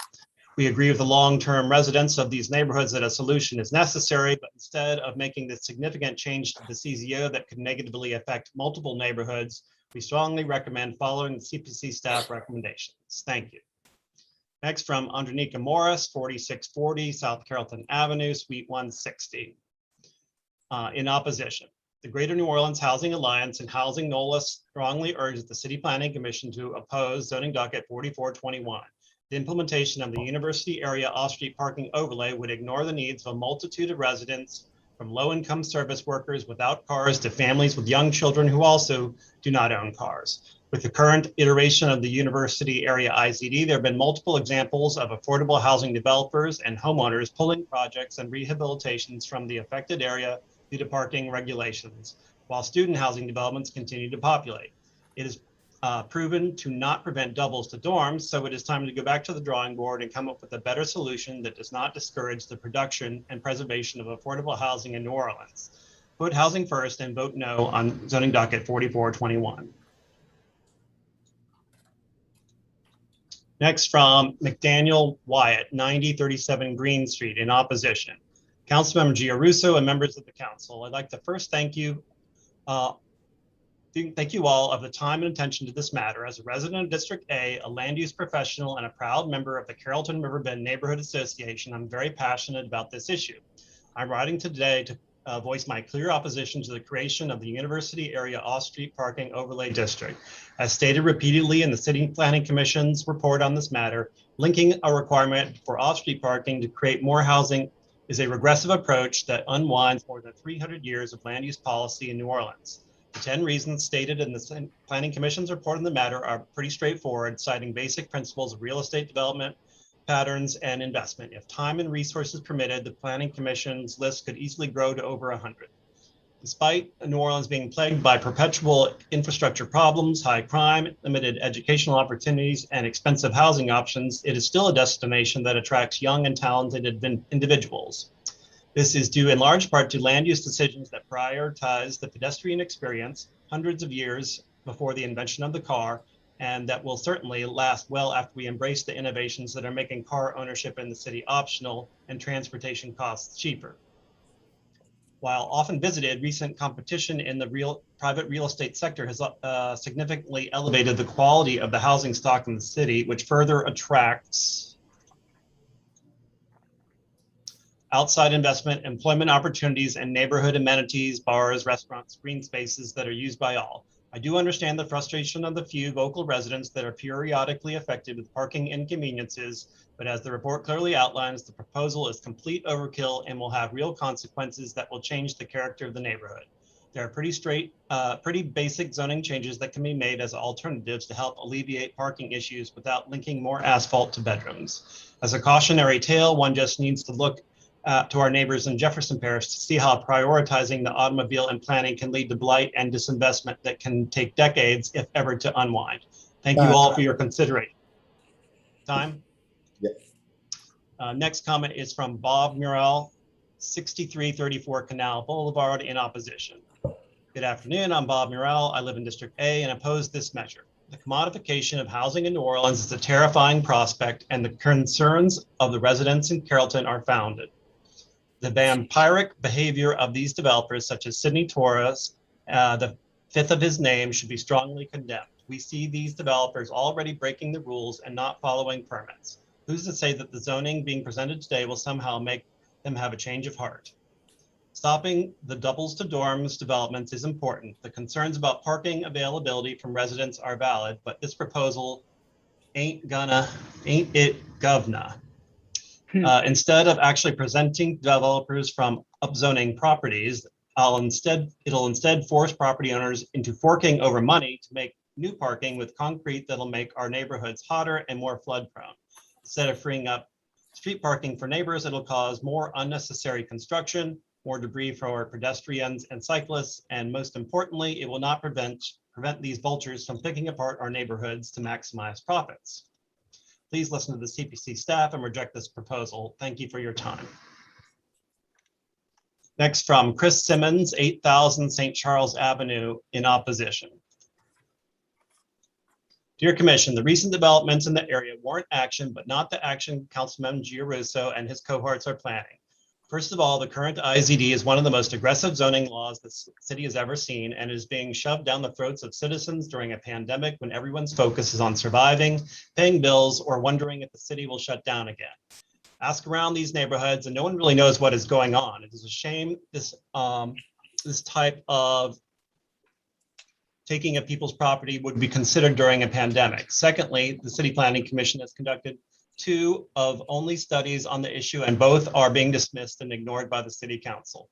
The only explanation that I have for this is the council is more concerned about pandering to a handful of neighborhood organizations than considering what is actually best for the neighborhood. These groups believe in one thing, and that is simply to stop these developments at all costs, regardless of the consequences. Some of these groups are actually led by people who don't even live in the neighborhoods affected by the IZD and are involved for personal reasons. Thirdly, the IZD leaves a significant portion of residential development to the discretion of the Board of Zoning Adjustments, a group appointed by the mayor. In other words, developments in this area will become more political, and we all know how that turns out in the city of New Orleans. Lastly, rumor has it that the council will vote to approve the overlay district and ignore the CPC study or recommendations as it did before. Despite the problem with student housing will not go away, and furthermore will remain unregulated and unresolved. This is because the city council took a closed-minded, tunnel vision approach to solving this issue. It appears the council was focused solely on passing the current IZD and its parking restrictions and ignored it and all other possible solutions to the detriment of the neighborhood. We can do better and should do better, but as usual, it seems city leaders, in their haste, punish the very citizens they claim to serve. Next, from Joanna Farley, 314 South Clark Street, in opposition. Proposed amendment goes against all best planning practices. It borrows from the exclusionary zoning practices that have historically created starkly inequitable cities segregated by race and income. As well described in the staff report, the proposed text amendment doesn't even properly address the alleged problem. Proposed usage of parking requirements to tame this supposed runaway student dorm room development is a blunt approach with wide-ranging and harmful impacts to a limited problem. Far from halting conversions to doubles, this will simply further privilege developers with the resources to include the unnecessary parking or request variances while increasing the cost of housing and limiting development altogether for everyone else. The nexus between parking and the impact of this type of student housing is simply not there. Excessive off-street parking requirements ruin the livability and affordability of our cities. They degrade the walkability of a city, prevent the development of compact 15-minute neighborhoods, limit the effectiveness of transit service, exacerbate our climate vulnerabilities, and make impossible development of much-needed affordable housing. In recognition of the ways the excessive parking requirements have eroded all measures of equity and sustainability, most cities in the US are reducing and rolling back their parking requirements to prioritize people instead of cars. It is embarrassing that our city leaders are rejecting these emerging best practices, are instead attempting to move us backwards with this proposal, further away from the sustainable, equitable, and livable New Orleans we need.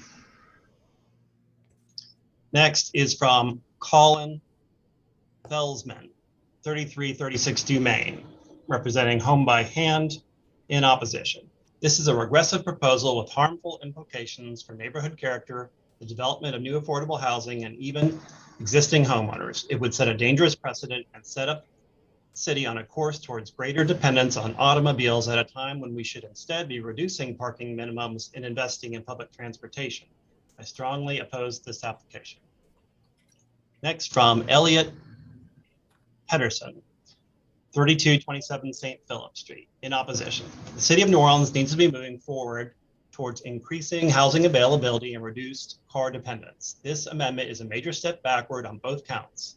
This is a heavy-handed regulation that will not solve the problem it is intended to address, but will have major unintended consequences, including limiting homeowners' ability to remodel or expand their families, reducing the number of available rental units in the area, and thereby increasing the cost of living, exacerbating flood risk, incentivizing car ownership, and setting a dangerous precedent across the city. The amendment has its priorities backwards. We need more housing and fewer cars, not the other way around. Next, from Sam Buckley, 1300 Treme Street, Apartment A, in opposition. I fully concur with the assessment of the CPC staff that the proposed university off-street parking overlay is inappropriate, regressive, and harmful, destructive to the environment, that its effects would exacerbate displacement and would have harmful effects in the affected neighborhoods that will eventually ripple through the entire city. The proposed text amendment is fundamentally a misguided effort to address a real problem. The doubles to dorms issue is real. Residents deserve protection from predatory development practices which create displacement in the neighborhoods. However, the displacement of proposed overlay will cause is worse. The displacement the proposed overlay will cause is worse by orders of magnitude than the displacement it seeks to prevent. It is the zoning equivalent of burning a forest to the ground to put out a brush fire. I respectfully, but in the strongest possible terms, oppose the proposed text amendment and concur with the CPC staff recommendation for denial of the proposed text amendment. Next, from Ryan Bonfanti, 1014 North Miro Street, in opposition. Thank you to the city planning staff for writing a thoughtful and well-researched report. I appreciate that staff has thoughtfully considered the implications of this overlay and took the time to offer options to mitigate its impact, should council go against CPC staff's recommendation of denial. I encourage the Planning Commission and the City Council to reject this overlay because one-to-one parking requirement will be disastrous for this area. And at its core, the UAP overlay is a thinly veiled anti-housing policy. It conflates a niche housing issue with any multifamily housing or co-living configurations, which are all vital to making the city livable for residents, period. The one-to-one parking requirement, the primary feature of the overlay, is not specific to the doubles to dorms housing type, which is a real issue that merits consideration. There's a plethora of research on the impacts of student housing, and other cities have taken action to appropriately regulate this use. For a good summary, see Shelter Force article, The Role Student Housing Plays in Communities. Rather than contemplating best practice policy that could address the D2D development model, this proposal insists on applying a parking requirement that will negatively impact all housing types and all residents in a large swath of the city where diversity of housing options is needed. Council motion M21102 is not a solution to overpriced student housing or poor design. It will in fact exacerbate both of these issues, and it would be a disservice to the city to give it any merit. Support the staff's recommendation for denial of 4421. Next, from SP Johnson, 2822 La Page Street, in support. This is to counter, for example, the statement on page 3 of the preliminary staff report. The text amendment was deferred at the June 8th CPC hearing as CPC staff learned Councilmember Giarrusso was working on with the Department of Safety and Permits and the neighborhood organizations to propose a new definition for bedroom. This is perplexing. Mr. Giarrusso was talking bedrooms as early as February 17th in an interview with Greg LaRose on Channel 6. Why did it take the CPC 4 months to hear about it? Next, the proposed definition is ambiguous and problematic. It would include nearly any room in a residence that is not clearly a kitchen or bathroom. Exactly, the bedroom is the only revenue producing room for the private student housing developer. Students must eat in the kitchen living common area. They also need bathrooms, but the developer is chiefly concerned with his or her business income. Yes, these converted houses contain primarily bedrooms. Yes, and it would create more work for the Department of Safety and Permits to determine what would ultimately constitute a bedroom. The arm that does all the rubber stamping must really get tired. Let them actually study these bogus architects' plans like we neighbors do without being paid for it. Finally, the new definition would ultimately lead to the addition of even more required off-street parking. Bingo, that's exactly what is needed if developers are going to jam more college students into our houses. Imperfect as it is, the IZD is supposed to prevent hyperdensity. It's all we've got in the face of wealthy aggressors like Preston Tedesco and Sidney Torres. Too bad the Department of Safety and Permits doesn't actually enforce it. The CPC is out of touch. Homeowners are selling up and moving away from the growing blight. Please look up from your screens and find out what is going on in the world, or or is it that you really don't have to? SP Johnson, Carrollton native. From Deborah Howell, 1538 Adams Street, in support. I'm writing in support of the IZD and its expansion. I've lived in the Carrollton University area most of my life, and I've watched its ongoing gentrification since Katrina with dismay. But no amount of gentrification has compared to the hollowing out of the neighborhoods and the loss of affordable housing, like the entrance of the deep-pocketed luxury dormitory developers onto the local scene in 2018. There's no coincidence that they appeared as STR regulations ramped up around the country and in New Orleans, because they seem to follow the same business plan. And the same people were probably deeply involved in STR development before they turned their greedy sights on luxury student housing as being more lucrative. And just like STR developers nationwide, they are causing problems in university communities around the country. It is simply astonishing to me that so many affordable housing advocates are determined to remain blind to the reality of the damage these dormitory developers are going to do to existing affordable housing in the Carrollton University area, which is why Councilmember Giarrusso proposed the very targeted parking IZD in the first place, and why other neighborhoods on the opposite side of Tulane and Loyola and around Xavier are clamoring to have the IZD boundaries expanded to include their areas too. Thanks to a few wealthy, extremely wealthy developers who have chosen to plunder this area, whenever a house goes on the market now, we neighbors live in dread that it will be purchased by one of these immoral locusts. No house or project is too expensive. They routinely pay over list price and outbid locals for a home, and they will have no respect for neighbors, historic architecture, or historic districts at all. Between 2018 and 2020 alone, we've lost 136 mostly affordable housing units to dormitory developers, whose full-time and often long-term tenants are evicted to make room for unaffordable housing exclusively for wealthy students from out of town. We've lost 15 homestead exemptions in those 3 years too, and such losses would have a very detrimental effect on any neighborhood.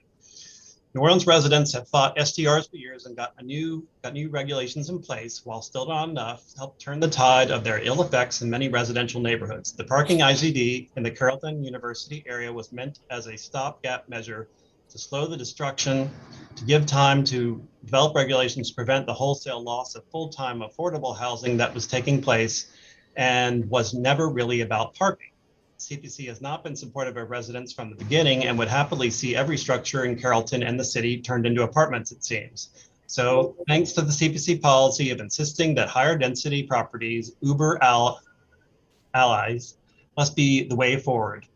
And the related extremely lax enforcement by safety and permits on developers of any kind, a huge number of residents in the area have been forced into the role of zoning police and litigants, and we are getting pretty resentful about it. Rather than fight the parking IZD, why doesn't the CPC and affordable housing advocates fight for changes to the absurdly, ridiculously low bar of 10% affordable housing in new project rules, which is simply laughable? Nor will 10% affordable units in a new project ever compensate for the ongoing loss of existing affordable housing in single family, doubles, and small multifamily properties in neighborhoods such as Carrollton that continue to be lost to greedy developers on a daily basis.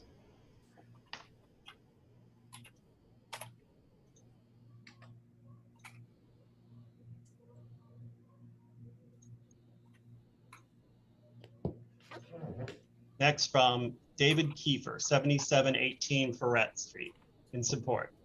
This is a bit like saying skin cancer is not caused by too much sun, it's caused by not enough sunscreen. It is my understanding the planning staff is claiming that the IZD parking requirements in the proposed new permanent overlay are creating or will create excessive paving. They're missing the point, aren't they? Is paving really the problem, which can be addressed in other ways and limited anyway by the nature of the available sites? Or is it hindering development? Here is the simple truth. Increased density of a transient, more affluent driving population will also increase the number of cars on a street and likewise the demand for parking. Basic math. Clearly the staff and perhaps the mayor have another agenda, namely allow the increase in density at any cost, allow the replacement of lower tax, true 1 and 2 family residences with higher tax multi-unit dorm style housing located around and serving the universities. Remove the parking restrictions imposed on developers and development by the IZD because the tenants don't really care where they park. Paving or not, they're a captive and transient customer anyway. This is a cynical view, I know, but I earned it after living most of my 60+ years in and around Tulane and Loyola University. Don't get me wrong, I like the students and I want the university to prosper. I just don't want to lose any more families and longtime neighbors or endure a dwindling quality of life eroded by every new conversion of home to dorm. It is my investment in my property and in this city of no consequences to the planning staff. I hesitate to say this, but the reality is that the planners at the City Hall actually did release the Kraken when they allow the developers to expand the limits on the number of unrelated persons living in a dwelling unit. Now they want to loosen the chains a bit more. I have to ask why. I support a new university area off-street parking overlay. This is absolutely necessary step towards controlling the expansion of dorm-style student housing. No, it's not affordable housing in my neighborhood and the flood of parking problems that comes with it. The IZD works.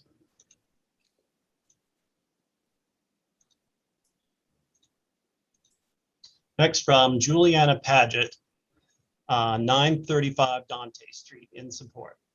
The right to support the overlay. The uptown area of the defined overlay is an urban area already very dense, where parking is a challenge in many of the parts of the neighborhood. Many new developments in the area are increasing density, but destroying affordable housing. These developments are transforming once affordable units into expensive multi-rental structures that diminish the historic nature of the area. Without the overlay, these developments will continue. The staff report makes many suggestions to mitigate the above concerns, but without the overlay, the area will continue to be destroyed. Time is of the essence, and we need time to implement the staff's recommendations. I do want to support the idea of a clear exemption for affordable housing, as well as the need for sustainable standards for all building codes, including using permeable materials for parking. Thank you. Next from SP Johnson, but I believe there was already a comment from SP Johnson. Yes, that's correct. She's representing somebody else, it says. So out of abundance of caution, let's go ahead and read it. All right. SP Johnson, 2822 La Paz Street, representing Claudia Garofalo, 922 Adams, in support. This is to register my support for the new overlay. I have owned my home in Carrollton for over 30 years. Our neighborhood is being swiftly transformed by overdevelopment. One developer has purchased 30 neighborhood homes within 3 years for conversion to private student housing. He shows no sign of stopping. Besides the open plan kitchen living area, all the rooms in the houses are bedrooms and bathrooms. Because the bedrooms are worth at least $1,000 a month a piece to him, these are really dormitories, and the neighbors are not supposed to simply put up with trash and neighbors are simply supposed to put up with trash and noise and the loss of parking places.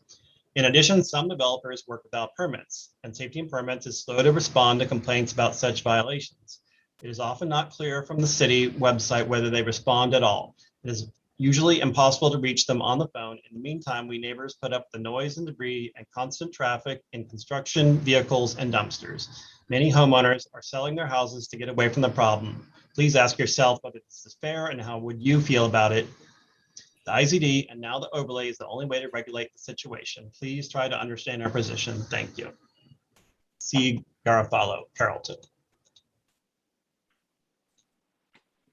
Next from Paulette Perrian, in support.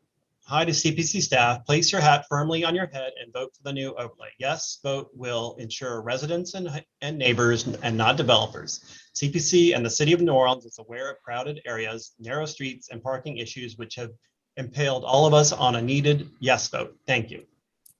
Next from Elaine Leda, 1620 Dublin Street, rear apartment, in support. We support this new overlay of a densely populated historic neighborhood that is seeing rapid overdevelopment without much needed accompanying infrastructure. We need affordable housing, not drastically increased density for primarily student dorm housing. We have severe on-street parking problems as it is. Sometimes sanitation trucks cannot get through. Drive in our neighborhoods, get Hannah to move faster on affordable housing, please, and pass this overlay. Thank you. Next from Paul Baracos, 8026 Cone Street, in support. As a resident of Carrollton, I am keenly aware of the damage being done by developers turning historic, affordable housing into dormitories, appealing and affordable only to well-off college students. The University Area IZD was successful in slowing down this neighborhood destructive process. The new University Area off-street parking overlay incorporates the best practices of the IZD as a member of the Central Carrollton Residents Association, I urge that it be adopted. Paul Barricos, 8026 Cone Street, New Orleans. Next from Jeffrey Murray, 3430 Octavia, in support. Please extend to Jefferson Avenue. We already have a D2D on Nashville that had 6 bedrooms, now 15 bedrooms, and only 5 parking spaces.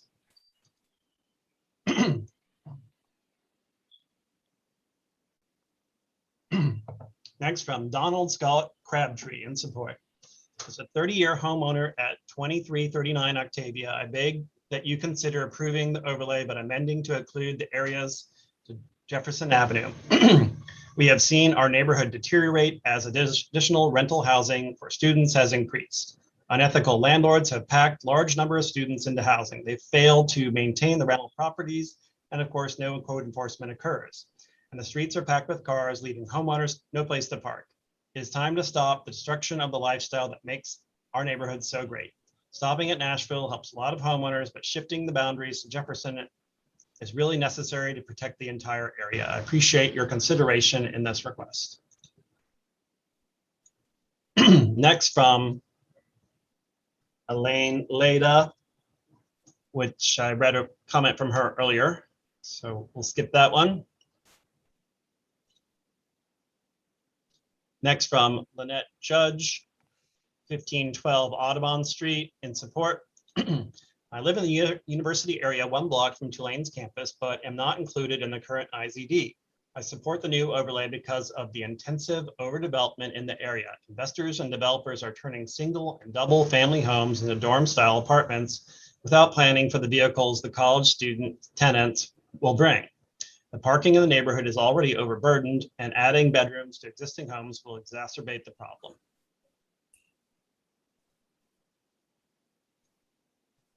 Next from Keith Hardy, 618 Audubon, in support. Staff report, which is really just a hatchet job on Councilmember Giarruso's legislation, is based on the false premise and omits relevant facts.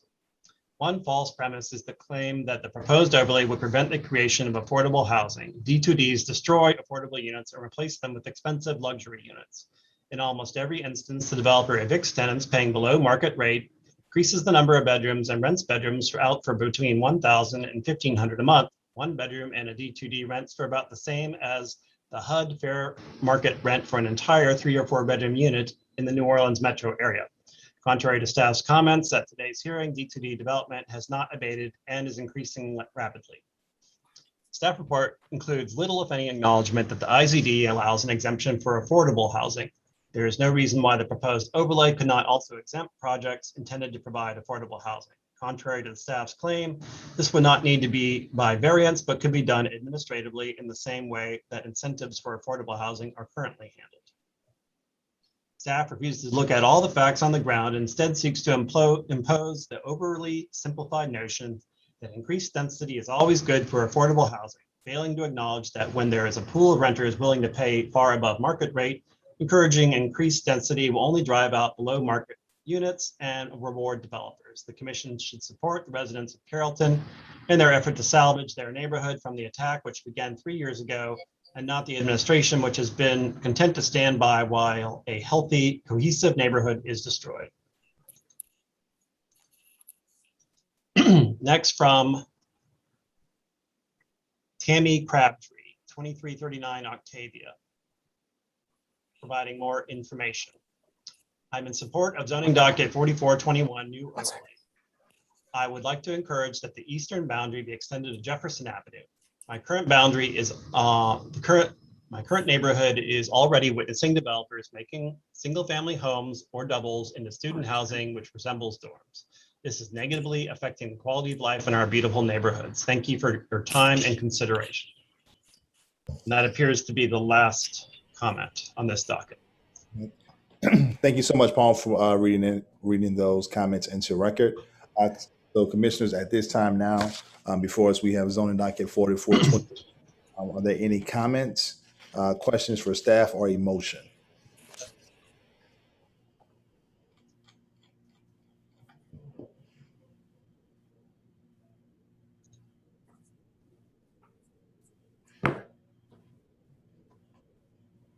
I'm prepared to make a motion. This is Commissioner Witry. Commissioner Witry. To go with staff recommendation on denial. There are 10 different reasons why, and I agree with the majority of the community that had reached out that we have a housing crisis and not necessarily a parking crisis. So my motion is to go with staff approval. All right, it's been moved by Commissioner Witry for denial based on staff's recommendation in the report. Is there a second to that motion? I will second it, Commissioner Lund. And it's been seconded by Commissioner Lund. Is there any further discussion on the motion that's on the floor? Yeah, Commissioner, Mr. Chair, I want to make a couple of comments about it. I'm probably going to support the motion, but only because I think that it covers an area that's too big. And I want to make the general observation that I think this is styled as a conflict between affordable housing and doubles to dorms. And I think it's really unfortunate if it's framed that way. And I actually don't see it that way, unless the area goes into these other neighborhoods where I think it would have an adverse effect on affordable housing. But I think that doubles to dorms in general are not creating affordable housing, and as a device, they are not creating affordable housing. They are taking advantage of a loophole in the law, and I think they are having a terrible effect on the neighborhood that they're in. And I don't think that has anything to do with affordable housing or the policies behind it. And I don't think the proponents of this measure are against affordable housing. And I think something has to be done about the doubles to dorms. My problem with the proposal is that I think the area covered by it should be limited to the area covered by the IZD. I don't think there's any doubles to dorm activity that's taking away housing stock in Holly Grove or Leonidas. And I do think that putting these rules in effect there would affect affordable housing. So I would be in favor of this if it were limited to the current IZD area. And I think it would also help if it was the number of bedrooms was raised from 2 to 3. And if a provision were added that would exclude homes with homestead exemptions, because the developers that are the object of this don't have homestead exemptions. So I personally would support this if those 3 measures were implemented, limited to the IZD, increased to 3 bedrooms, and included an exception for homestead exemptions. But if those were not there, then I would probably vote against the measure, because I think it, especially because it goes beyond the boundaries of the IZD.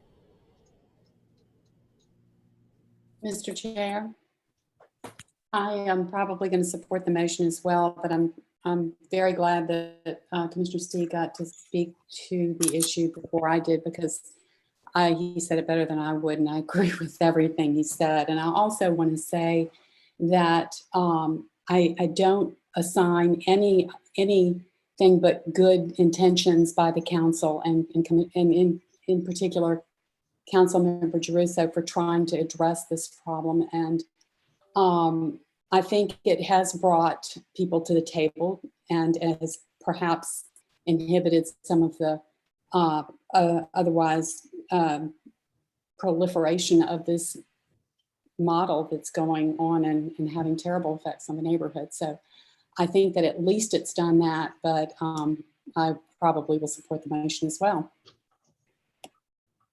All right. Any other commissioners on the readiness on the motion on the floor? Yes, I just want to add, Commissioner Witcher, I appreciate the comments of Commissioners Stieg and Brown. And I remember when this came when this came in front of us, God, what is time anymore? I mean, maybe a year and a half ago, and we weren't comfortable at that point voting, and it had staff to go back and actually study it some more. So I appreciate that this is coming back before us. And we had looked for other cities and tried to see some other suggestions so that we could actually bring them to New Orleans. But at this point, I'd like to continue with this motion. So let me ask Commissioner Witry. So I think I know the answer, but would you entertain a friendly amendment, and that would require Commissioner Lund's second to approve it, to test? What I'd like to do is see whether the commission would support the proposal, but with those changes that I added. And then if the answer was no, then I would support your motion, because I wouldn't vote for this thing as it is, but I would vote for it with those three changes that I mentioned. And if it's just with your motion on the floor, I'm presented with a choice of either up or down, and I never get a chance to find out whether those three measures would make it palatable. All right. So Commissioner Stee, I'll ask Commissioner Witry, are you open to a friendly amendment to your motion? Well, it may not be friendly, but are you open to? It is definitely friendly between Commissioner Witry and me. Could I hear from the other commissioners before I amend the motion potentially? Okay, so let's do this. Since we do have a motion on the floor, Missy, will we have to withdraw this motion to continue because it's not really relative to the actual motion that we're going to have to continue to have a discussion. So I'm going to ask Missy. Well, so an amendment to it would be a subsidiary motion, and that would have to be voted, that would have to be discussed before the actual motion. So you're free to continue because it's a subsidiary motion to the main motion. Okay. All right. So Commissioner Stee, would you like to start the dialogue?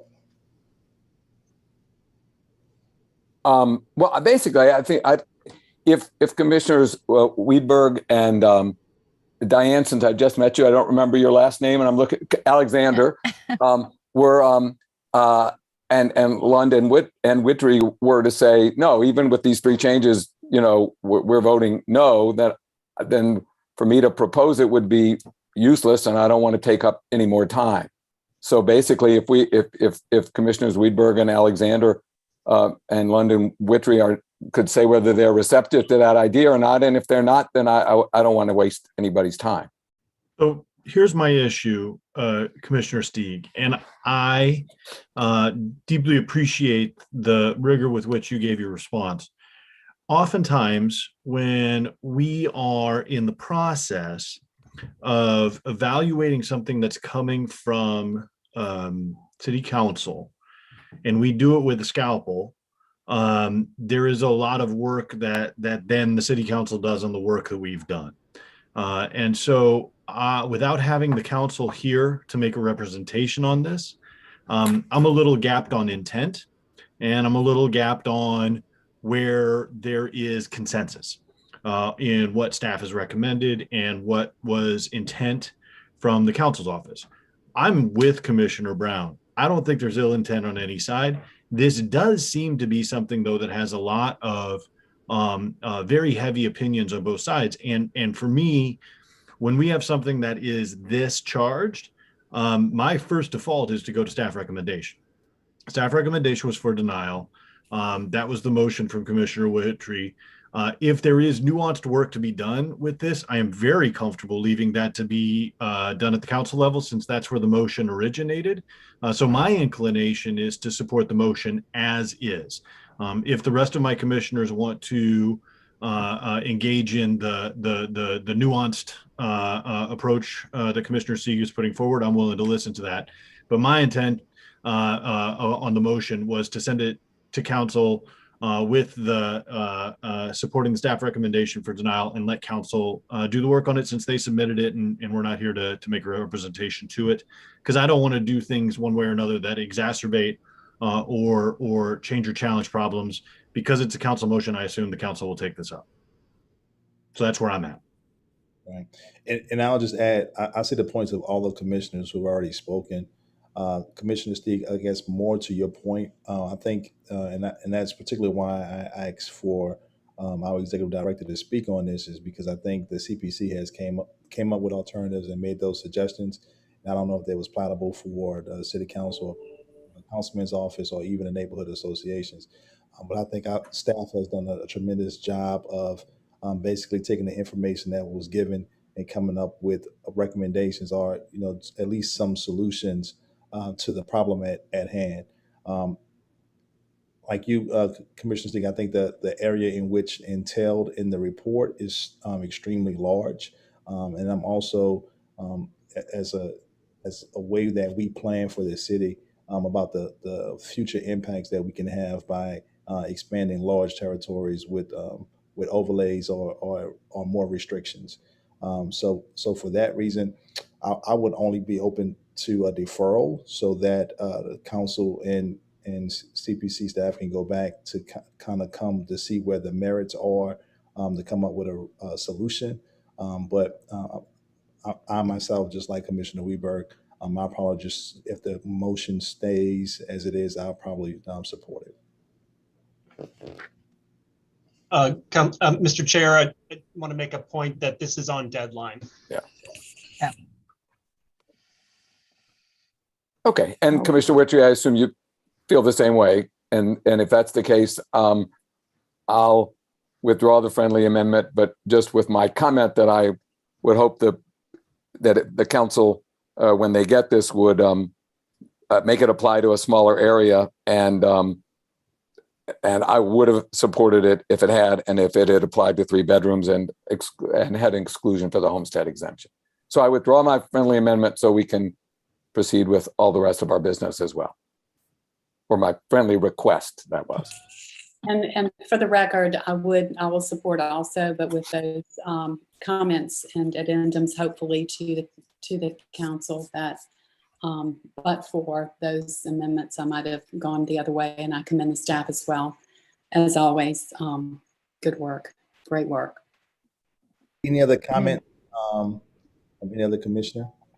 I was just going to say for the record that I would have, because I'm new to this situation and with the least experience here, I understand that it's, as Commissioner Wedberg, excuse me if I'm saying your name wrong, has noted that it's charged on both sides, feeding the information and trying to get an understanding of the issue. I was prepared to support the staff recommendation. All right. So there's any unreadiness on the motion? If not, I'll call the question. Commissioner Alexander? Yes. Commissioner Brown? Yes. Commissioner Lund? Yes. Commissioner Steed? Yes. Commissioner Stewart, yes. Commissioner Weberg? Yes. Witry? Yes. All right. Unanimous support for denial on the motion. We'll continue on to zoning docket 4921. We did not appear to have any public comments on that document.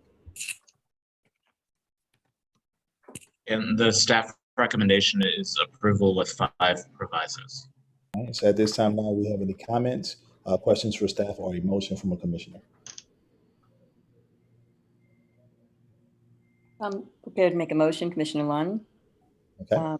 I move for approval of this application, zoning docket 5221, with 8 provisos as recommended by staff to supplement the existing provisos in the current, I believe it's ordinance that's currently in place. Okay. It's been moved by Commissioner Lund for approval based on staff recommendations. Is there a second to the motion? Real quick, I think Commissioner Lund's motion was on the next item. This is 4921, and the staff recommendation was approval with 5 provisos. Correct that. Move for approval of zoning docket 4921, subject to 5 provisos as recommended by staff. Yes, I was reading the different one, so it is not attached to the existing with another ordinance. It's been moved for approval by Commissioner Lund. Is there a second to that motion? Commissioner Witry will second.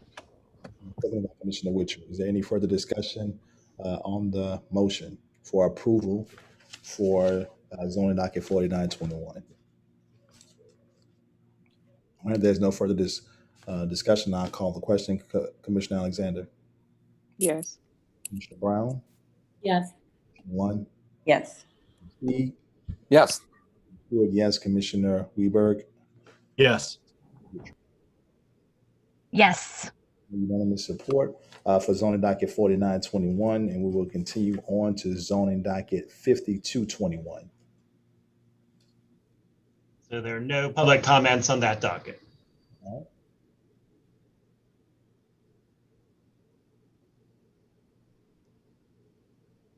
right, we didn't receive any public comments. And Stephen? A staff recommendation is approval with 8 new provisos as well as the 19 provisos from the ordinance. Okay. And at this time, commissioners, do you have any comments, questions for staff, or a motion for zoning docket 5221? Commissioner Witry will approve zoning docket 05221 with 8 provisos, 19 existing, so that we can activate the street frontage of the existing warehouse. Brown will second that motion. It's been moved by Commissioner Witry and seconded by Commissioner Brown for approval for zoning docket 5221 with all provisos. At this time, Commissioner, is there any other readiness or any questions, comments on the motion? All right. If there are no questions, I'll call the question. Commissioner Alexander, Yes. Brown, Yes. one, Yes. Ms. Lee, Yes. yes, Commissioner Weberg, Yes. Richard. Yes. Unanimous support for approval for zoning docket 5221, and we will continue on to zoning docket 5321. Commissioner Lund will recuse herself from this zoning docket. Let's make sure the record reflects that. Then also we heard from staff that one proviso was left off as well. Paul, did we receive any public comment on 5321? Yes, we have one comment from Maxwell Girodulo, 1340 Porter Street, Suite 710, representing the Louisiana Fair Housing Action Center in support. Louisiana Fair Housing Action Center strongly supports this AHPD request. The intention of the AHPD provisions and the CZO was to allow for sale affordable housing plan developments.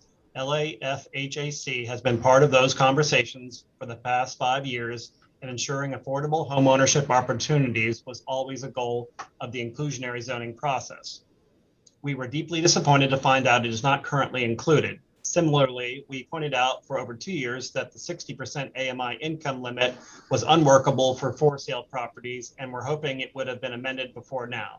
The applicant has been extremely flexible in figuring out alternative ways to ensure this important development can move forward, and we hope the CPC will support it. That is the last comment. And the staff recommendation is approval with 1 exception and 11 provisos, including the changes that Robin read into the record earlier. Okay. So commissioners, at this time, do we have any comments or questions on zoning docket 5321? Or a motion?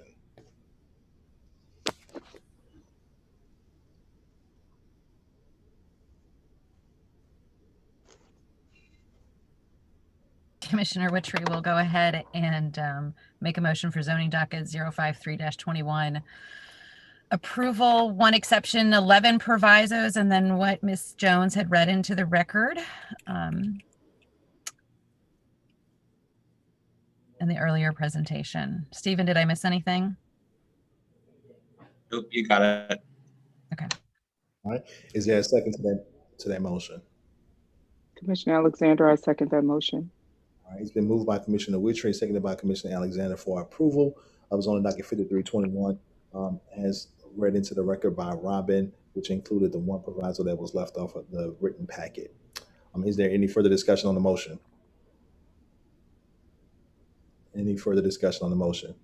There's no further discussion on the motion. I'll call the question. Commissioner Alexander? Yes. Brown? Yes. Commissioner Steve? Yes. Stewart? Yes. Commissioner Weberg? Yes. Richard? Yes. Unanimous support for the motion that's on the floor. And we will continue on to our next subdivision docket 6021. There are no public comments on that docket. All right. And Commissioner Lund, I will also need to recuse myself from this vote. Okay. All right. Please let the record reflect that Commissioner One will be recusing herself from subdivision docket 6021 as well. All right. At this time, we didn't receive any public comment. Stephen, can you remind us of what the recommendation from staff was? The staff recommendation is tentative approval with 1 waiver and 6 provisos. All right. So at this time, commissioners, do we have any comments, questions, or a motion for subdivision docket 6021? Commissioner Brown will move to approve per staff's, or tentative approval per staff's recommendation. All right. And Commissioner Stiegel, second. All right, so moved by Commissioner Brown, seconded by Commissioner Stieg for tentative approval for subdivision docket 6021 as stated in the report. Is there any further discussion on the motion on the floor? All right, there's no further discussion on the motion on the floor. I'll call the question. Commissioner Alexander. Yes. Brown. Yes. Commissioner Stieg. Yes. Stewart, yes. Commissioner Weberg. And Commissioner. Sorry, yes. Commissioner Witry. Yes. All right, unanimous support for tentative approval for subdivision docket 6021, and we'll continue on to zoning docket 5421. We have no public comments on that docket. The staff recommendation is approval with 4 provisos. Okay, so at this time, commissioners, are there any comments, questions, or a motion as it relates to zoning docket 5421?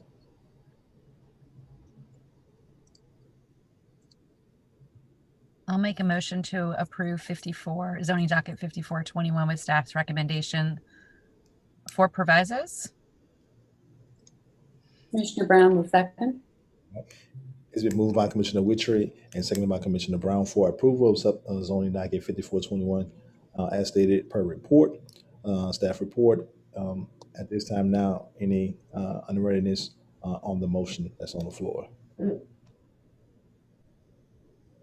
right, if there's no unreadiness on the motion on the floor, I'll call the question. Commissioner Alexander. Yes. Brown. Yes. One. Yes. Steve. Yes. Commissioner Stewart, yes. Commissioner Weberg. Yes.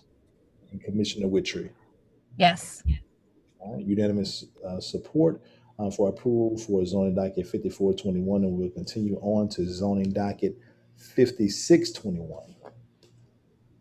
All right, we have one comment from Tori Emmerling, 6334 Annunciation, in opposition. Comment, I support and believe in the benefit of eliminating unnecessary duplication, but I disagree with the solution proposed and/or the breadth of the proposed solution as it relates to signage review. If one department is to be eliminated for the duplication, the review by safety and permits should be eliminated, not CPC. I believe the review of signage falls more within the parameters of CPC duties, confirming consistency of design development than safety and permits. CPC is already tasked with ensuring master plan development and design development based thereon, and signage goes hand in hand with that interest. This is particularly true for the design overlays that abut our historic neighborhoods, i.e. EC Enhancement Corridor. For that reason, other districts are still to be reviewed by CPC and are not part of this proposal, i.e. CPC Character Preservation Corridor Design Overlay District. If it is important enough to keep the review within CPC for that overlay, I would suggest it is equally important to keep the review within the CPC for the EC Enhancement Corridor Design Overlay District, which overlay historic urban neighborhoods.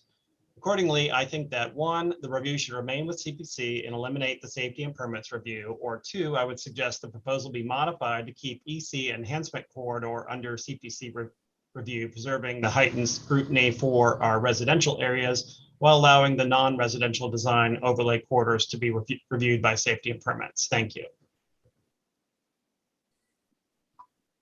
Thank you, Paul. Stephen. The staff recommendation is modified approval. All right, so commissioners, at this time, now do we have a comment, question, or a motion for zoning docket 5621?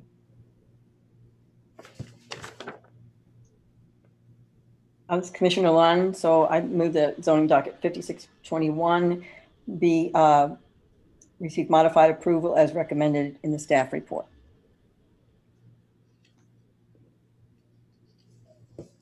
Commissioner Brown, a second.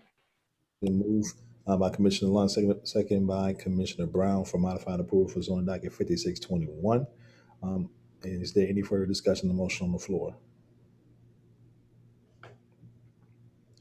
Any further discussion on the motion? There's no further discussion on the motion. I'll call the question. Commissioner Alexander, Yes. Brown, Yes. Lund, Yes. Teague, Yes. Stewart, yes. Commissioner Weberg, Yes. Yes. unanimous support for zoning docket 5621 for approval. And we'll move down to subdivision docket 6321. No comments on that docket. The staff recommendation is tentative approval with 3 provisos. Okay. At this time, commissioners, do you have a comment, question, or a motion for subdivision docket 6321?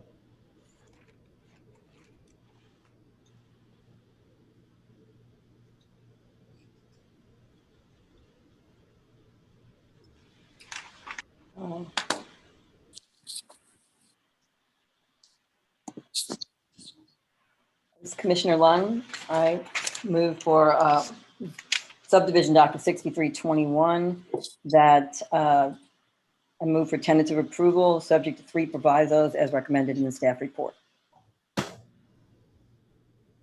Commissioner Witry will second. You're moved by Commissioner Lund, seconded by Commissioner Witry. Is there any further discussion on the motion on the floor? Any further discussion on the motion on the floor?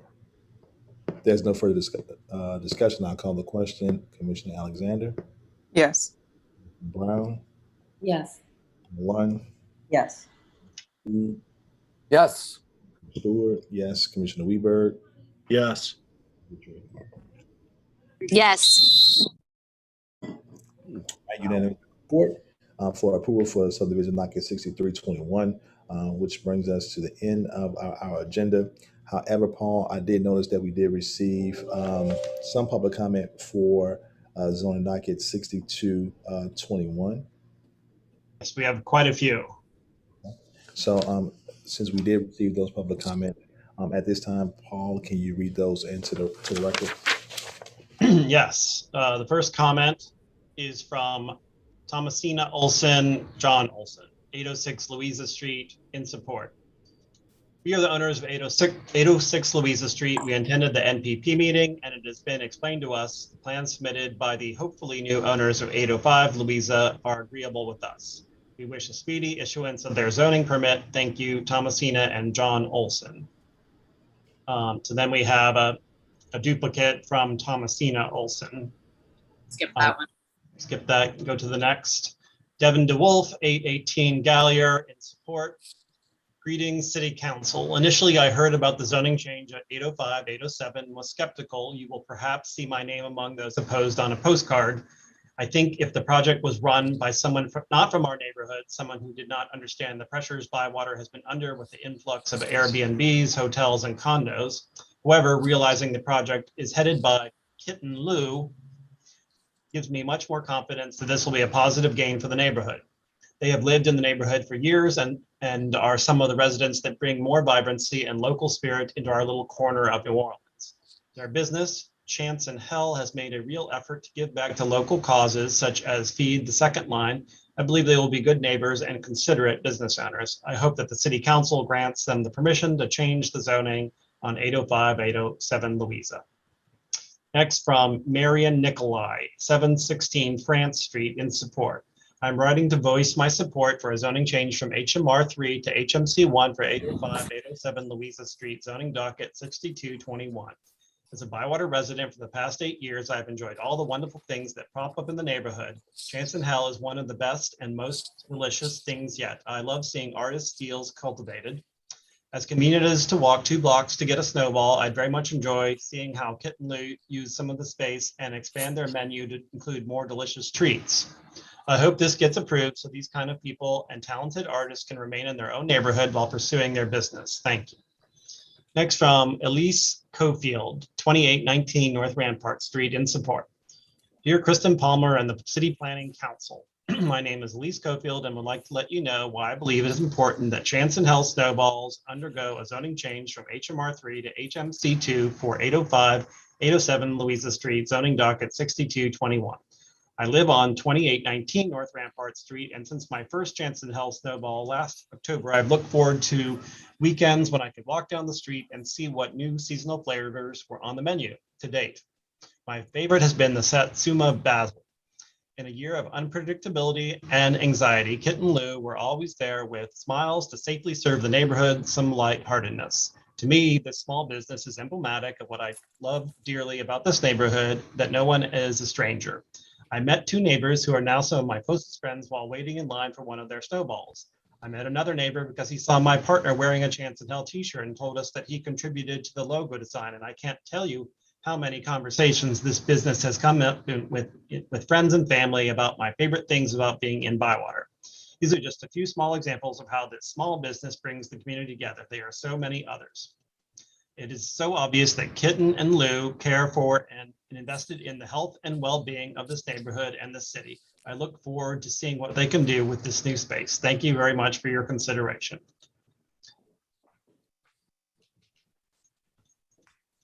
Next from Sarah Levasseur, in support. I'm writing in as a long-term resident of the Marigny Bywater neighborhood in support of a zoning change from HMR3 to HMC2 for the address 805, 807 Louisa Street, zoning docket 6221. I've often walked by this building and noticed the lovely large shop windows in the front, thinking to myself how nice it would be if it was a commercial storefront once again open to the public. The location is truly perfect, within walking distance from my home and a handful of other favorite establishments. I actually don't normally enjoy snowballs because they're typically quite sweet, and I love the ones from Chance and Hell and appreciate their dedication to supporting local farmers and using seasonal ingredients. I also appreciate their devotion to waste minimization and composting practices. I really think they'd be a positive addition to 805, 807 Louisa Street, and hope they are given the chance to thrive in this location. Thank you for your consideration. Next from Jacqueline McCabe, 3141 North Rampart Street, in support. I'm writing in support of the zoning change for 805, 807 Louisa Street from HMR3 to HMC1, zoning docket 6221. I've been a homeowner and resident of Bywater since pre-Katrina. A few years ago, I became acquainted with Kitten and Lou, and I remember thinking, this is why I moved to this neighborhood. They epitomize the creative energy and artistic performance that makes Bywater so great. When during the depression of the pandemic, Chance and Hell emerged a few years later, I was once again struck by Kit and Lou's artistry. I was once again reminded of why I lived here and that the spirit of Bywater was alive and well. My residence is around the corner from 805 Louisa Street, and I've always wanted to see that property restored to its commercial origins. So when I heard Chance and Hell wanted to expand to a permanent restaurant there, I was thrilled. This is exactly the creative experience I want to have in my neighborhood, and I pledge my full support for their requested zoning change. Next from Jason Lockman, 4510 St. Claude, in support. I'm writing in support of rezoning 805, 807 Louisa Street, zoning docket 6221 from HMR3 to HMC1. The prospective occupants, Chance and Hell Snowballs, is veritable Bywater treasure, and the business deserves a permanent home. The proprietors are kind, socially conscious people who clearly understand the value of community building. Their snowball shop is more than a business. It is a testament to New Orleans flavor, ingenuity, and entrepreneurship. Beyond that, they've centered philanthropy and social justice in their business model. They're everything a local business should be, and so much more. The ladies of Chance and Hell have earned their spot in the neighborhood, approved their zoning request, and watched them thrive. With the utmost sincerity and wanton devotion to flavored ice, Jason Lockman. Next from Katie Evans, 825 Dublin Street, in support. I'm writing this note to display my support of zoning change from HMR3 to HMC1 for 805, 807 Louisa Street, zoning docket 6221. This support is for the local business Chance and Hell Snowballs to have more substantial place of business to provide even more benefit to our local communities. I wanted to move to New Orleans 9 years ago, almost to the day, and I never really understood the importance of a snowball to the city's culture until recently. What I thought was just a nice way to cool down is really a way for us New Orleanians to bond together during a season that is almost unbearable from a weather perspective. In visiting Chance and Hell, I found a new love for a cold treat done in a way I can really appreciate. Fresh, local ingredients came together in creative ways to provide new, fresh snowball, one like so many should have a chance to experience. While hanging out and enjoying my delight, I got a chance to chat with the owners who really take the time to make their business and product special for their community. This is what makes New Orleans the great city it is today, even in extreme heat waves and swampy summer rainfalls. I support this business in its growth and a more permanent space in a meaningful neighborhood. Next, from Julie Newt in support, 1609 North Dorchemont Street. I'd like to express my support for a zoning change from HMR3 to HMC1 for 805 to 807 Louisa Street, zoning docket 6221. I understand my message may be tardy, but felt it was still important to reach out to share my perspective. My husband and I first discovered Chance and Hell snowballs last year when they had a small pop-up at Merchant House. We were greeted with energetic, smiling faces of Kitten and Lou, and their icy concoctions were a thrill for our taste buds. After asking about their pop-up schedule, we discovered that they predominantly operate out of their home in Bywater to serve the community delicious, locally sourced treats for summer relief. What we came to discover is that their business offered so much more, an opportunity for neighbors to safely connect and socialize in the new unfamiliar pandemic world. Our visits to see Kitten and Lou became more frequent as we yearned to try more of their stellar recipes and soothe our souls with laughter in conversations with other locals and fans. What we witnessed was a beautiful thing, a full spectrum of humans coming together for more than just a delicious snowball. The city of New Orleans has a pulse all of its own, as we know. Our visits to the corner of Burgundy and France give us a lifeline again to that pulse. Allowing this zoning change means Chance and Hell will get an opportunity not only to expand their amazing menu options, but also their commitment to community and sustainability, a commitment that our city needs now more than ever from our local businesses. A portion of the proceeds from their sales each week are donated to local or charitable organizations. Kitten and Lou also exclusively use compostable paper products for their customers. This is also very important to me as it illustrates their concern for the environment and awareness of the limitations in plastic recycling in the New Orleans area. As a homeowner of a restored, blighted single shotgun home in the 7th Ward, originally built in the early 1900s, I support our historic buildings being responsibly restored. Most crucially, when local residents who are familiar with the neighborhood and the building's history will be operating in this location, it's a win-win when the property can be revitalized and put back into its original mixed use to again serve the community and also support other local business owners and farmers when sourcing seasonal ingredients. My husband and I are now expecting our first baby. Life has been very different lately, but our love for Chance and Hell continues. Our little jelly beans first snowball utero was from Chance and Hell, and we look, that was time? Time, yep. Next, from Samantha Shepard, 4620 Bank Street, in support. I'm a New Orleanian and I support the creative and delicious snowball makers at Chance and Hell Snowballs. Bywater has always been a center for artists of many kinds to be inspired, get inspired. I see and feel inspired by the story, vision, and products made by Chance and Hell. They use natural ingredients from local sources, which celebrates the varying flavors Louisiana has to offer. I'm excited to see how their menu is able to expand once they have a bigger storefront. Overall, they are a conscientious business, whether it be through relationship with the community and its culture or their environmentally conscious products. I support zoning change HMR3 to HMC1 for 805, 807 Louisa Street and zoning docket 6221. And I look forward to seeing how Chance and Hell Snowballs expands and develops. Samantha Shepard. Next, from Asia Strong, in support, 607 Elysian Fields Avenue. I support 805 to 807 Louisa Street for a zoning change from HMR3 to HMC1, zoning docket 6221. Chance and Hell Snowballs is a great addition to Bywater, and I would love to see that beautiful building put to good use. I live in Marigny at 607 Elysian Fields and often travel to Bywater for recreation or dining. Our neighborhoods need more businesses like this for locals. Please approve this for this lovely small business. Thank you for your consideration. Next, from Chloe Palemis Berthelson. in support of the application. To the members of the City Planning Council, I am writing in support of the proposed zoning change from HMR3 to HMC1 for 805, 807 Louisa Street, zoning docket 6221. My name is Chloe Bertheson. I am a 14-year resident of New Orleans. I live in Bayou St. John with my family, and I do not like snowballs. Yet, Kitten and Lou have become an often weekly stop for my daughters and I. We, like so many others, started visiting the stand last summer in search of a break from the heat, refuge from the monotony of quarantine, a friendly face, and a delicious snack. It turns out that I love Chance and Hell snowballs, and so do the dozens of friends and family that I have dragged down to Bywater with me ever since. Their corner of France and Burgundy has become a happy and welcoming spot that we keep coming back in a city so often full of unhappy, often dangerous blocks. I wholeheartedly believe that they are a positive contribution to the neighborhood, both as a place of local commerce and a gathering space for many of us, local and tourists alike. I will be the first in line when the new location opens. Respectfully, Chloe. Next from Catherine Mashatek, in support of the application. My name is Catherine and I live in the St. Bernard neighborhood at 4201 Duplessis Street, 70122. I'm writing writing to voice my support for a zoning change from HMR3 to HMC1 for 805, 807 Louisa Street, zoning docket 62. I support this change because I want to see Chance and Hell snowballs be able to expand their business, hours, and menu. Chance and Hell is the only place I know in town to get a snowball handmade with really locally grown seasonal ingredients with no mystery sweeteners or food colorings.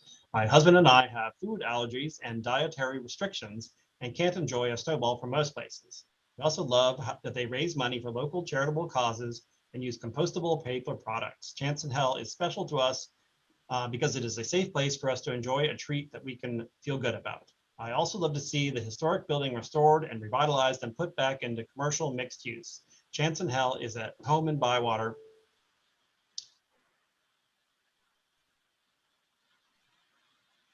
Because it is a safe place at home and by they are of and for their neighborhood and will be good neighbors to the residents and businesses nearby.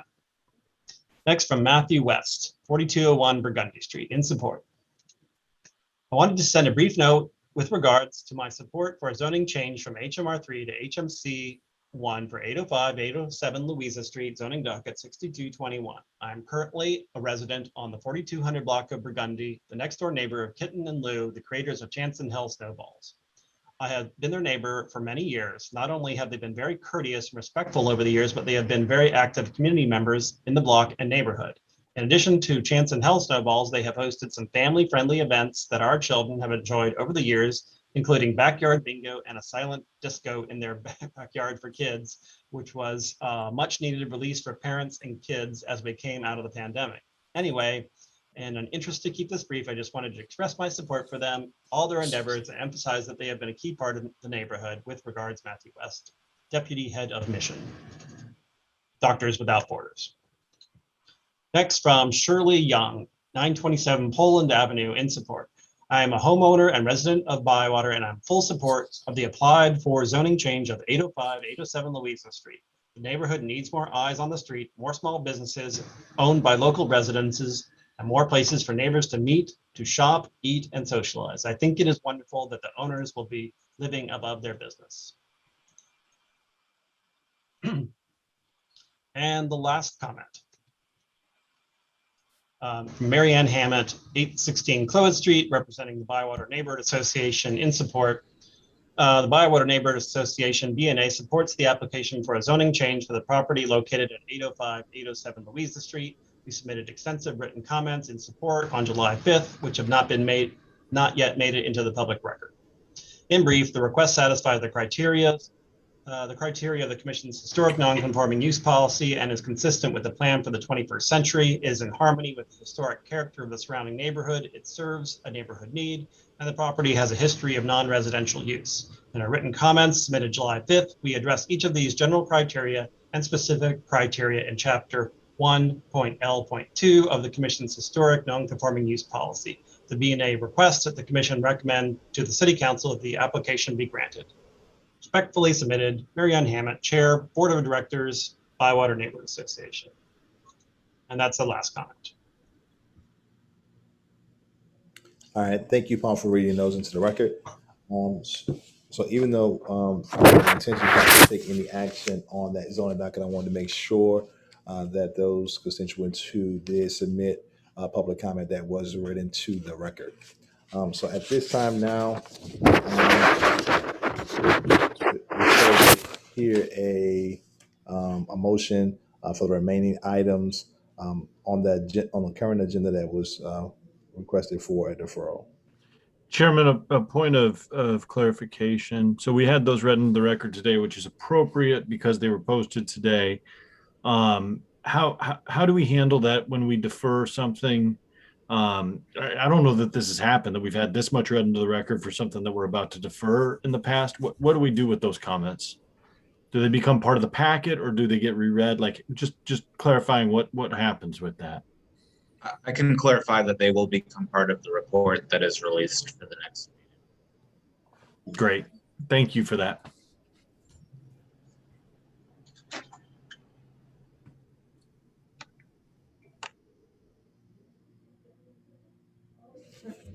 All right, so at this time now, do we have any questions, comments from the staff, or a motion for deferral for the remaining items on the agenda?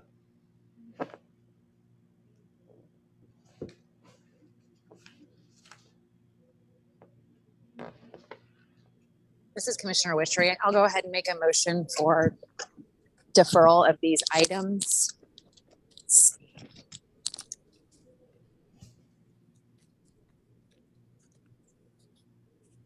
Commissioner Lund, I will second it for deferral of zoning dockets 5521 and 5721 through 6221 to the July 27th CPC public hearing. All right, as we move for deferral for the remaining items on today's agenda for deferral to our next meeting, it's been moved by Commissioner Witchery, seconded by Commissioner Lund. Is there any further discussion on that motion? Any further discussion? All right, if there's no further discussion on the motion, I'll call the question. Commissioner Alexander? Yes. Brown? Yes. Commissioner Lund? Yes. Ms. D? Yes. Stewart? Yes. Commissioner Weberg? Yes. Commissioner Witchery? Yes. So that concludes our printed agenda. However, Commissioner Stewart, sorry to interrupt, but I think we skipped the subdivision regulations item, which is number 10. Thank you. Yes, I did skip that. I'm sorry. Consideration of the draft of subdivision regulation for new business was recommended for deferral as well. Did we receive any public comment? No public comment. So we're recommending approval of the subdivision regulations. The software we use to create these agendas does weird stuff in terms of formatting, so it kind of looks like it's recommended for deferral, but that's actually supposed to be the header for the next item. So we're recommending that you approve the subdivision regulations rewrite with the changes that are outlined in the memo. Okay. So at this time now, do we have any comments or questions about the change or a motion? As Commissioner Lund, I want to say thank you to Stephen and staff for going back to take a look at this and modifying it so thoughtfully. And I'd like to continue to move for approval of the subdivision regulations rewrite with the changes that are outlined in the memo. All right. It's been moved by. I'd be proud to second that motion, Mr. Commissioner Weidberg. It's been moved by Commissioner Lund, seconded by Commissioner Weidberg for approval of the subdivision regulation draft changes. Is there any further discussion on that motion? Any further discussion? All right, if there's no further discussion on the motion, I'll call the question. Commissioner Alexander? Yes. Commissioner Brown? Yes, and thank you for all the hard work. All right, Commissioner Lund? Yes. Commissioner Steeg? Yes, and ditto, thanks for the hard work because of being short-staffed, extra. Commissioner Stewart, yes. Commissioner Weberg? Yes. Commissioner Witchery? Yes. All right. So unanimous approval for those changes. And that concludes our agenda as printed. But I'd like to publicly welcome Commissioner Alexander in her first meeting and welcome her to CPC. At this time, if there aren't any other announcements from any other commissioners, the time now is 5:07 and the chair will entertain a motion for adjournment. I also want to welcome Commissioner Alexander. You had to go first on every vote, so that's not a comfortable place in your first meeting, and you did a fantastic job with it. Thank you. But it is a new commissioner right of initiation, which we'll keep it, which we'll keep because your name happens to start with A. Yeah. Okay, thank you. Well done. Thank you. And it's nice to meet you. Thank you. All right. I'll make the motion to adjourn. And then moved by Commissioner Weberg. Is there a second to that motion? Second, Commissioner Long. Seconded by Commissioner Lund. All right. So at this time now, just about show of hands, all in favor of the motion, just raise your hand. If there's any opposition, please state your opposition. There's no opposition, so the motion is carried and we're dismissed. Everyone have a great day. Thanks, Commissioner. Thanks. Everybody stay well. Thank you.